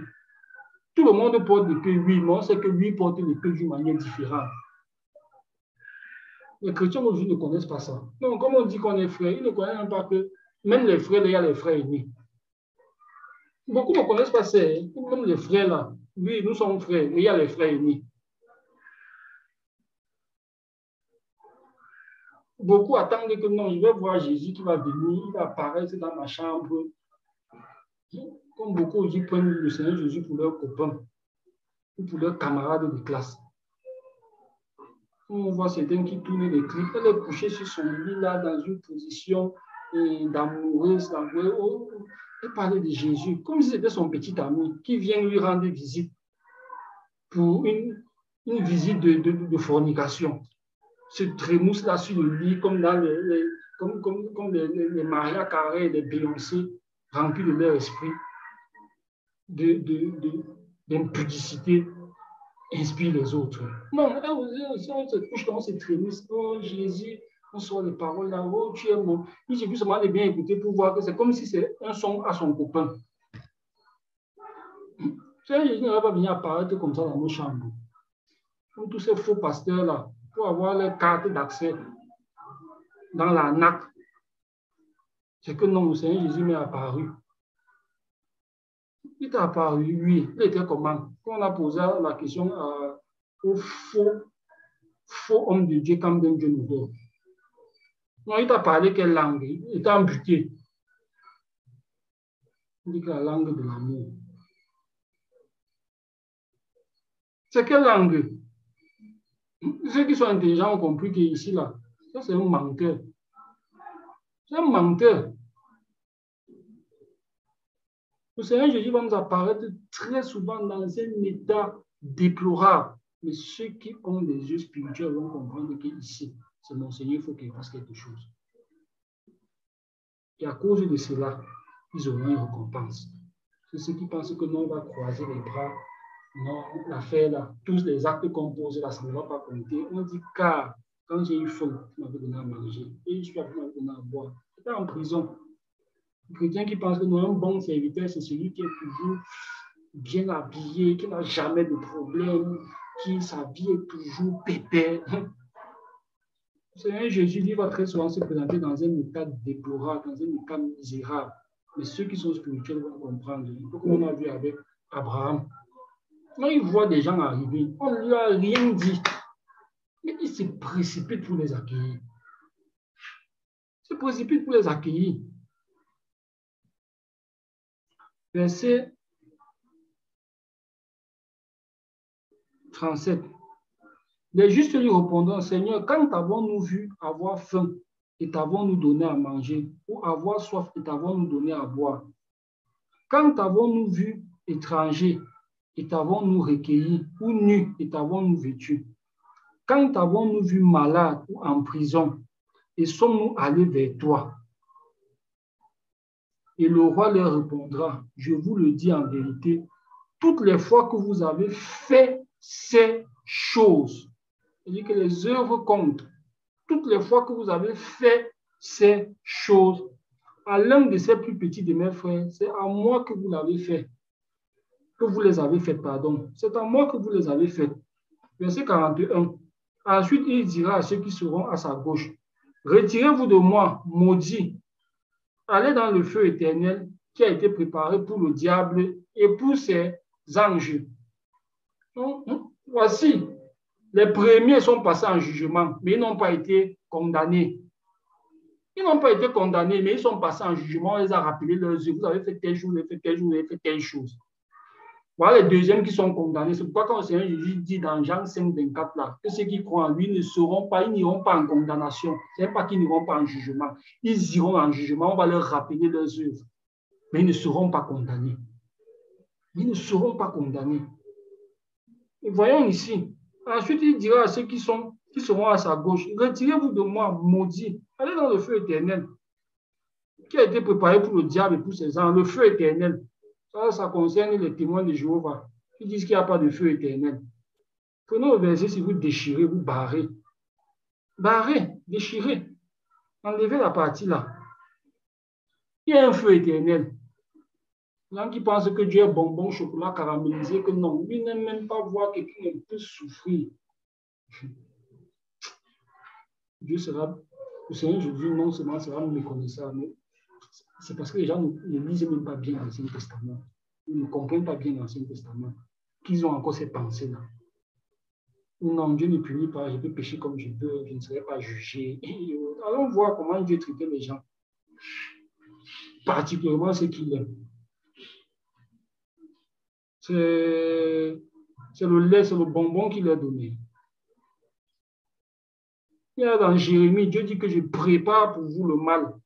C'est-à-dire qu'il est assis à la cuisine, comme on dit qu'une mère assise à la cuisine, elle prépare. On dit Dieu prépare quoi? Il dit qu'il prépare le mal pour vous. Mais je vous envoie quand même un messager pour vous dire répandez-vous. Si vous ne vous répandez pas, il va finir la cuisson là. Je vais vous servir, vous allez manger. Ça, c'est des aspects que les chrétiens ne connaissent pas aujourd'hui. Beaucoup de chrétiens ne connaissent pas. Non, Dieu est bonbon, chocolat carré, mais ils sont les premiers à dire que Dieu ne change pas, il est le même. Le Seigneur Jésus ne change pas. Il est le même hier, aujourd'hui, éternellement. Mais ils prennent le côté là, ils jettent que ça n'existe plus. Donc il a changé. Il y a un feu éternel qui a été préparé pas pour les hommes, mais pour le diable et ses anges. Mais celui qui dit donc qu'il va avoir le même comportement que le diable et ses anges, donc il va passer par là. Parce que malheureusement, aujourd'hui, même pour beaucoup de chrétiens, je m'adresse particulièrement aux jeunes. Le diable et ses anges et ses adeptes sont leur exemple. On le disait à certains jeunes. Non, pour vous aujourd'hui, dès que quelqu'un a de l'argent, il a un modèle, il a une référence. Tu es prostitué, du moment où tu as l'argent, tu as une référence. Tu es, je ne sais pas comment dire, meurtrier, du moment où tu as l'argent, tu as une référence. Et ils s'identifient à ces gens-là. Ils veulent leur ressembler. Non, celui à qui tu veux ressembler, le sort qui lui reviendra, tu reviendras aussi. Si on veut ressembler au diable, à ses stars et autres, on aura le même sort que lui. L'enfer n'a pas été préparé pour les hommes, ça a été préparé pour le diable et ses anges. Ceux qui veulent donc ressembler au diable et ses anges vont aussi passer par là. Et faisons tout ce qui est à notre possible, ce qui relève de notre responsabilité pour éviter d'être là. Verset 42. Car j'ai eu faim et vous ne m'avez pas donné à manger. J'ai eu soif et vous ne m'avez pas donné à boire. J'étais étranger et vous ne m'avez pas recueilli. J'étais nu et vous ne m'avez pas vêtu. J'étais malade et en prison et vous ne m'avez pas visité. Ils répondront ainsi, Seigneur, quand avons-nous vu ayant faim ou ayant soif ou étranger ou nu ou malade ou en prison et ne t'avons-nous pas assisté? Et il leur répondra, je vous le dis en vérité, toutes les fois que vous n'avez pas fait ces choses à l'un de ces petits, ces plus petits, c'est à moi que vous ne les avez pas fait. Et ceux qui iront au châtiment éternel, et ceux-ci iront au châtiment éternel, mais les justes à la vie éternelle. Ils iront. C'est-à-dire qu'on est dans le futur, temps futur. Ils iront au châtiment éternel. Mais les justes à la vie éternelle, on ne dit pas que les justes ne sont pas passés sur le trône du jugement. Ils sont passés. On leur a dit, oui, on a vu vos œuvres. Quand j'avais faim, vous m'avez donné à manger. Quand j'avais soif, vous m'avez donné à boire. Nous irons en jugement. Et ceux qui auront persévéré jusqu'à la fin, ils n'iront pas en condamnation. Gardons cela à l'esprit et qu'un adepte de l'évangile de l'hyper grâce ne vienne pas nous tromper avec autre chose que cela. Allons dans continuons dans Apocalypse. Je crois qu'on a encore deux textes à lire à Dieu. Apocalypse 20, du verset 11 au verset 15. Qu'est-ce qu'on lit rapidement? Puis je vis un grand trône blanc, et celui qui était assis dessus, la terre et le ciel s'enfuient devant sa face, et il ne fut plus trouvé de place pour eux. Et je vis des morts, les grands et les petits, qui se tenaient devant le trône. Qui se tenaient où? Devant le trône. Et qu'est-ce qu'on dit par la suite? Des livres furent ouverts. C'est les livres, il y a quoi dans ces livres-là? Allons voir. Et des livres furent ouverts. Et un autre livre fut ouvert, celui qui est le livre de vie. Et les morts furent jugés selon leurs œuvres, d'après ce qui était écrit dans ces livres. On dit et les morts, on ne dit pas non, seulement et les morts furent jugés selon leurs œuvres, d'après ce qui était écrit dans ces livres. Voyons bien qu'ici, il y a les livres et il y a le livre de vie. Il y a les livres, on dit, qui se tenaient devant le trône. Des livres furent ouverts. Ça, c'est des livres. Et un autre livre fut ouvert. De quel livre il s'agit? On va voir. Et dans les livres, on dit quoi? Les morts ont été jugés selon leurs œuvres, d'après ce qui était écrit dans ces livres. Verset 13. La mer rendit les morts qui étaient en elle. La mort et le séjour des morts rendit les morts qui étaient en eux. Et chacun, dans la Bible King James, c'est plutôt dit chaque homme selon ses œuvres. Chacun fut jugé selon ses œuvres. Chacun, on ne dit pas non, mais il y a quelques-uns, il y a d'autres qu'on a épargnés. Non, chacun fut jugé selon ses œuvres.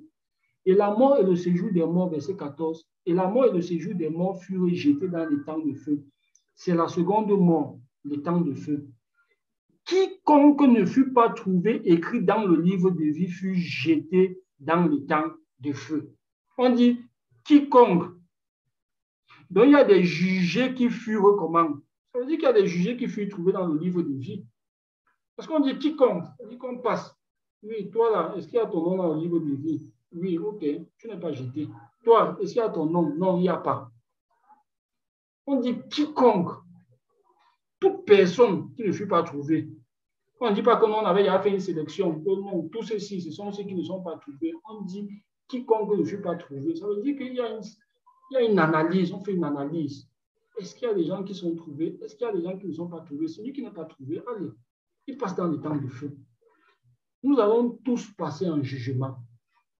Mais ceux qui auront cru au Seigneur Jésus ne seront pas condamnés. Et terminons avec le livre terminons dans Ézéchiel pour voir que ce que les Pierres disaient que le jugement commencera dans l'Église, il y avait déjà cette préfiguration dans l'Ancien Testament.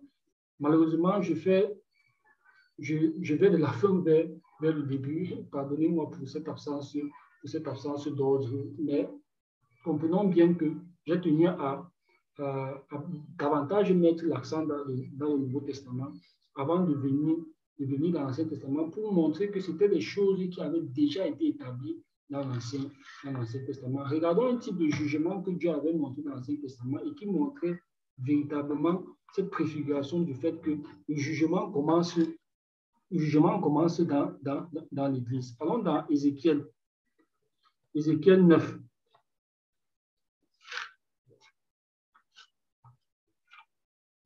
Ézéchiel 9, du verset 4 à 6. C'est le châtiment qui est infligé à Jérusalem. Jérusalem qui est ici la figure de quoi? Qui est la figure de l'Église. C'était une préfiguration de l'Église, de ceux qui servent Dieu, que nous sommes supposés être aujourd'hui. Commençons au verset 1 rapidement.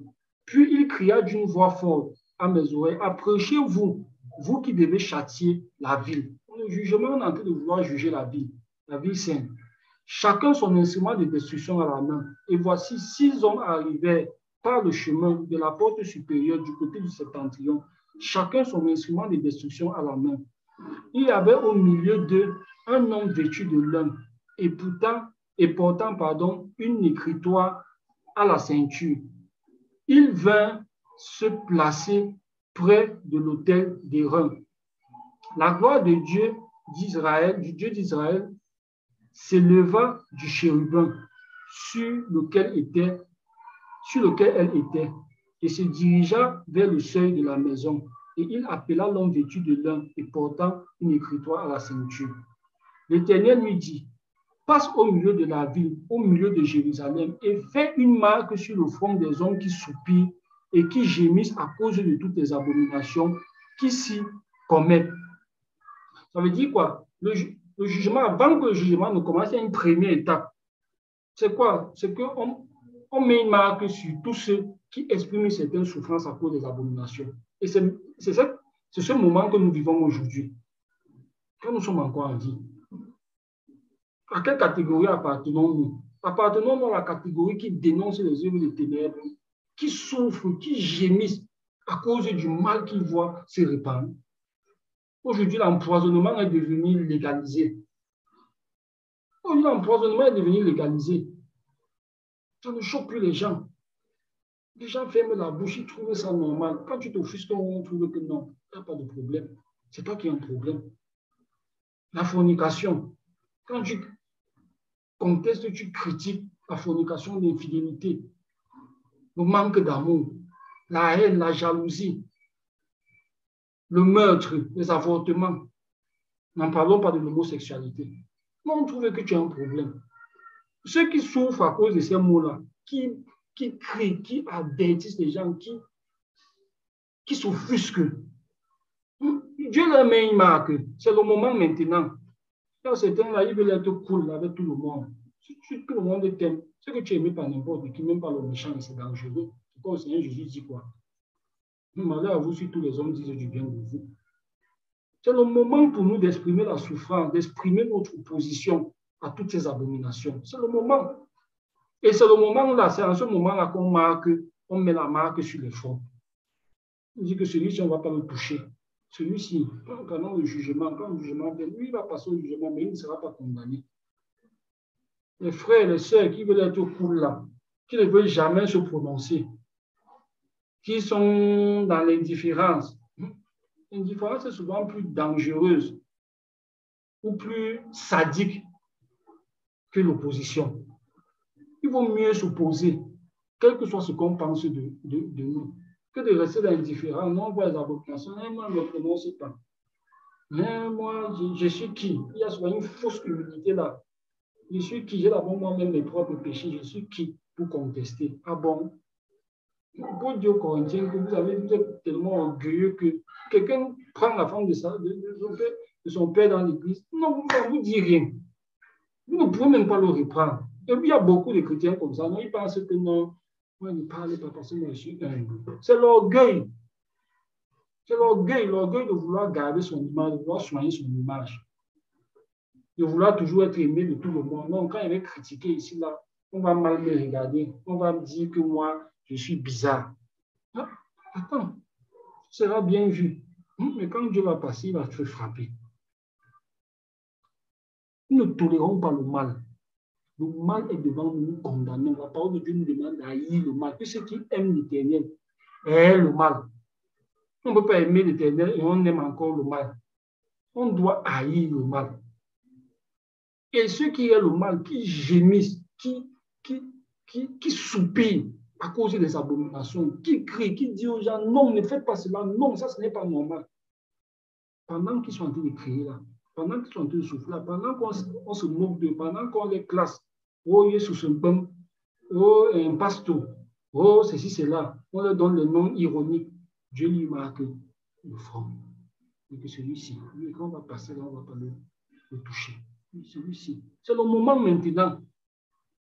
C'est le moment maintenant. Sortons de l'indifférence face au mal. Parce que c'est à ce moment-là qu'on marque. Continuons. Verset 5. Et à mes oreilles, il dit aux autres, passez après lui. C'est-à-dire qu'il y a d'abord un qui passe, il met la marque. Maintenant, on dit quoi? Passez après lui dans la vie et frappez, que votre œil soit sans pitié et n'ayez point de miséricorde. Les gens qui aiment dire que oh, Dieu est miséricordieux.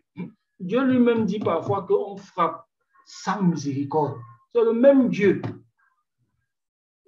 Les chrétiens qui aiment seulement se focaliser sur la miséricorde de Dieu, ils prennent la justice de Dieu, ils jettent.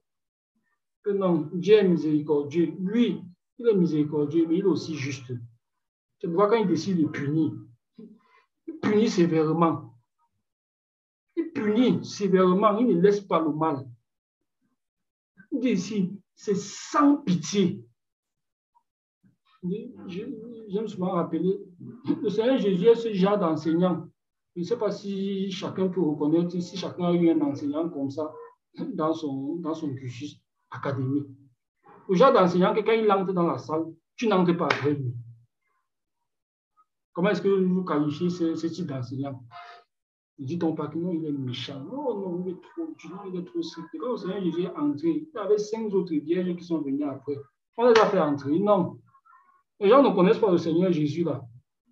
Quand le Seigneur Jésus coule, non, quand il arrive, tu peux même venir une heure après. Tu dis que non, entre.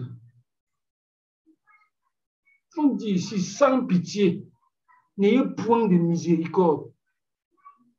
Et les anges vont dire quoi? Non, Seigneur, il faut quand même avoir la miséricorde. Tu vois ce qui a été dit par la suite. Tuez, détruisez les vieillards, les jeunes hommes, les vierges, même les vierges, on détruit. Les chrétiens qui pensent que non, ils peuvent jouer les plus futés. Un pied dans le monde et un pied à Christ. Chrétien et Tichus. On est à l'intérieur, on suit l'évangile, mais on est aussi on est à la fenêtre pour avoir l'air de dehors. Soit on est dedans, soit on est dehors. Et quand on est dedans le dehors, Dieu nous jette dehors. Comme le Tichus est tombé là. On tombe une fois. Si on est dedans, on est dedans. Et on comptait sur les œuvres des ténèbres et dehors. On dit que dans la maison où Paul prêchait ce jour, il y avait beaucoup de larmes. C'était la figure de l'état spirituel, de ce qui se passait spirituellement ce jour-là. Paul a beaucoup prêché, donc il a donné beaucoup de lumière. C'est pourquoi aussi, physiquement, la salle était bien éclairée. Beaucoup de lumière. Il y avait un champion là, lui, il voulait dormir. Ou bien lui, il voulait l'air de dehors. Quelqu'un qui disent que non, il fait trop chaud ici. L'herbe est plus verte. C'est plus beau dehors. Il faut aller dehors. Il n'y a pas un pied dedans, un pied dehors. On ne sait pas 2 mètres. si on dit qu'on est avec Christ, on conteste les œuvres des ténèbres. On ne blague pas avec. On condamne cela. On ne caresse pas cela, on ne cajole pas cela. Les chrétiens qui veulent être indifférents, oh, les faux cheveux, hein, c'est de Dieu. Les pantalons pour les femmes, c'est approprié. Non, moi, je ne me prononce pas. Finalement, tu es où? Je suis là. On n'est pas rusé avec Dieu. On n'est pas plus rusé que Dieu. On ne joue pas le rusé avec Dieu. Et quand il va frapper, ce sera sans pitié. Comme on voit ici. Tuer, détruisez. Il y a beaucoup de gens qui ne savent pas que Dieu peut dire tuer, détruisez. Quand on dit simplement que non, il faut mettre dehors, on trouve que oh, non, le frère, là, il n'est pas amour. Dieu dit tuer, détruisez les vieillards, les jeunes hommes, les vierges, les enfants et les femmes. Mais n'approchez pas quiconque aura subi la marque. C'est maintenant qu'on prend le statut là. On tambourine, on critique, on sonne la trompette. Débarrassez-vous de l'évangile de l'hyper grâce à la facilité. Fuyez. C'est maintenant. C'est maintenant. Et Dieu met la marque. Non, celui-là, celle-là, il gémit, il souffre. Et beaucoup de chrétiens ne veulent pas souffrir, ne veulent pas gémir. On veut être là avec les gens qui vivent dans le monde. Non, on est cool, waouh, non, ça va. Non, ça dose. Et que non, qu'est-ce que tu penses de telles choses? Moi, je ne me prononce pas. C'est que je ne suis pas Dieu. Moi, je ne suis pas Dieu. D'abord, que moi, mes péchés, à moi, ne me laisse pas. Ah bon? Qu'est-ce que Dieu dit dans sa parole? Ah non, il faut bien comprendre qu'on commence à développer, à sortir de belles phrases. Celui qu'on a envoyé pour mettre la main, là, il voit comme ça. Laisse qu'il passe.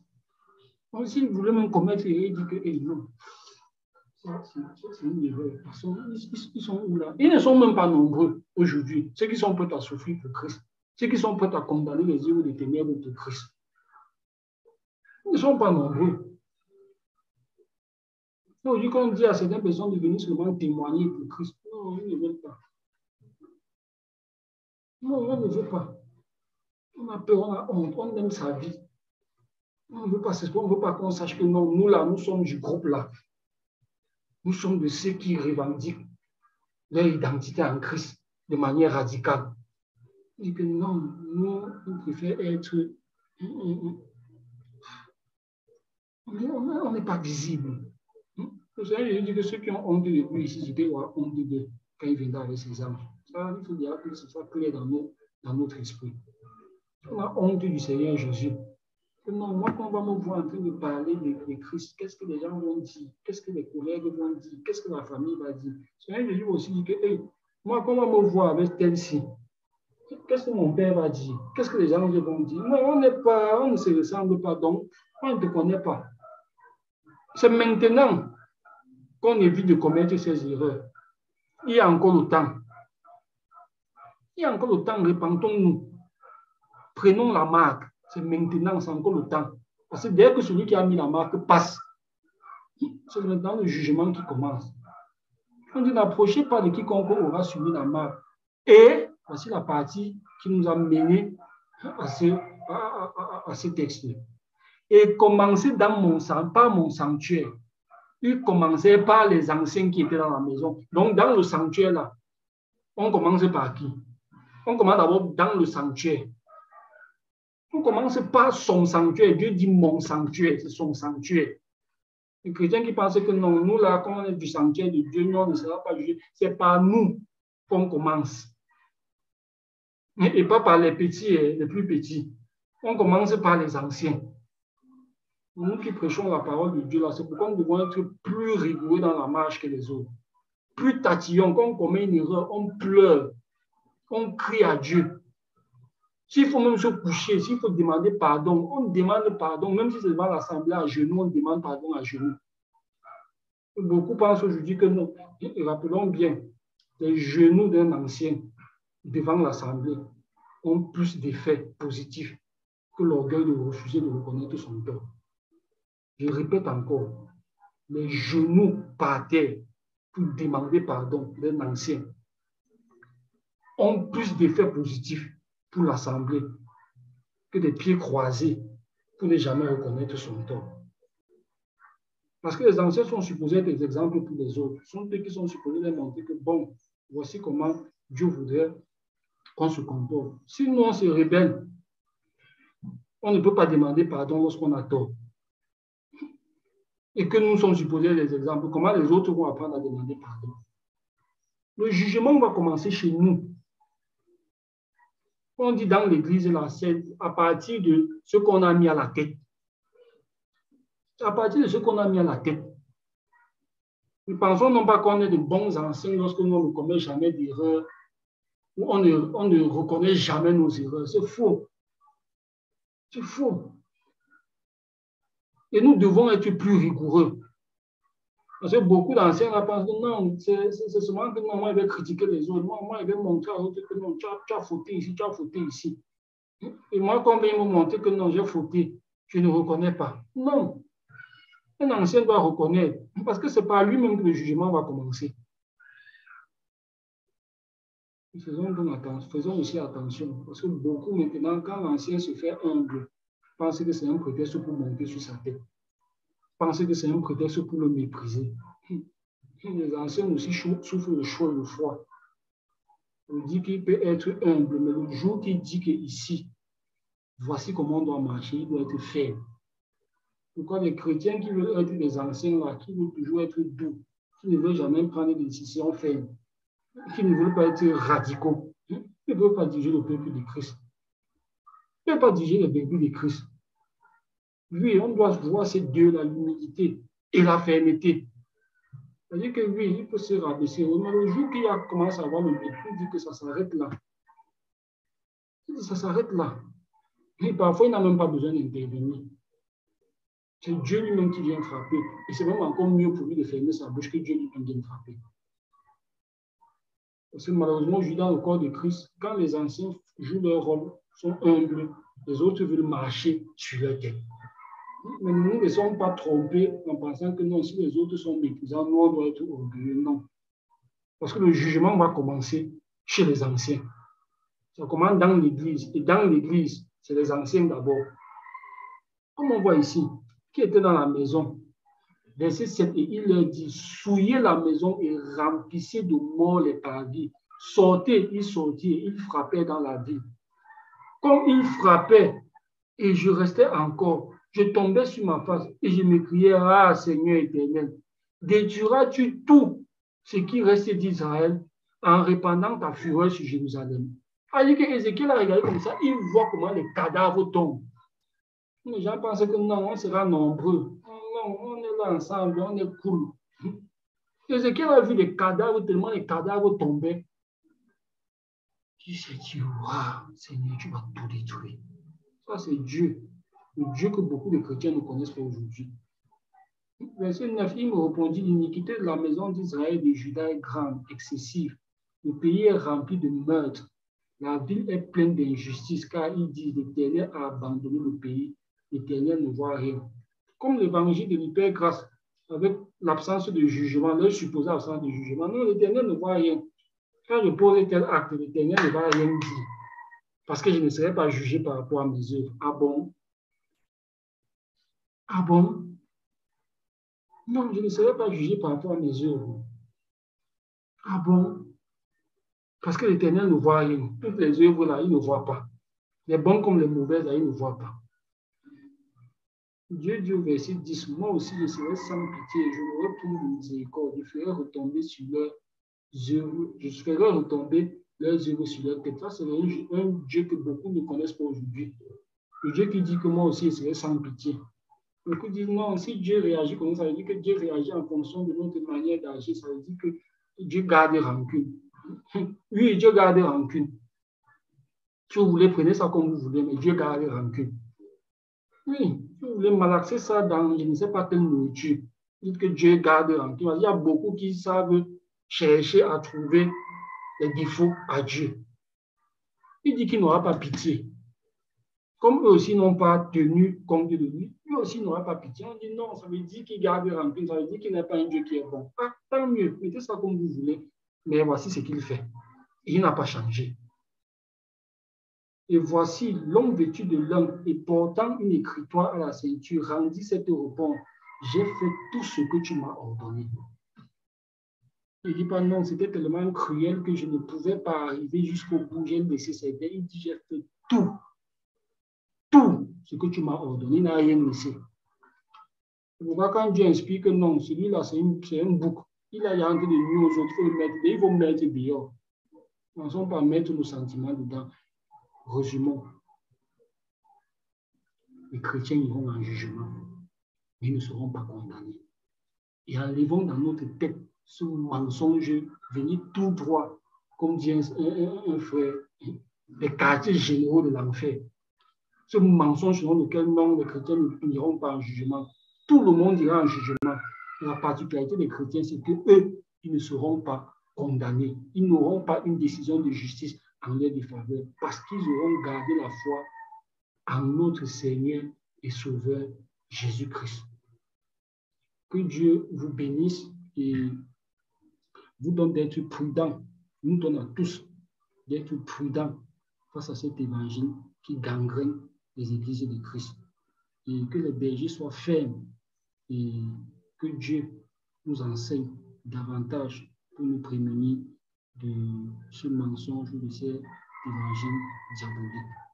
Que Dieu nous affermisse, qu'il nous donne beaucoup de discernement, puisse-t-il nous enseigner davantage pour faire face à ce mensonge, pour faire face à cet évangile diabolique, pour faire face à toute la séduction qu'il y a derrière cet évangile. Nous prenons garde à la facilité. Ne recherchons pas l'évangile de facilité. Travaillons notre salut avec crainte et tremblement. Ne recherchons pas la facilité.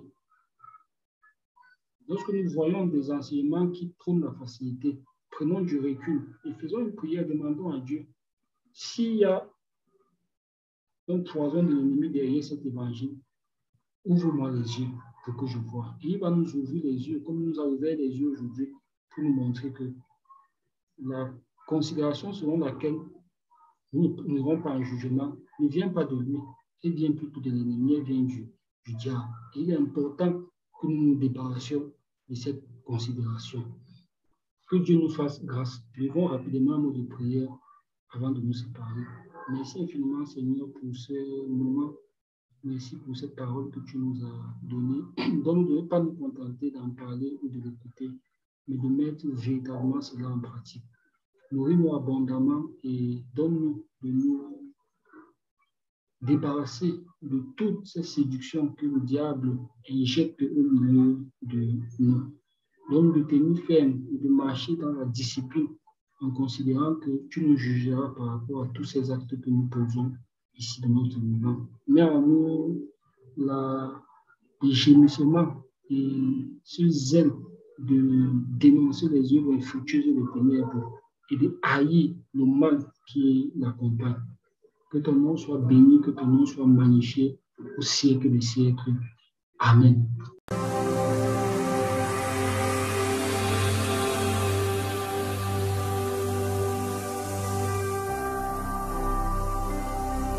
Jésus-Christ TV, vous connaîtrez la vérité et la vérité vous affranchira.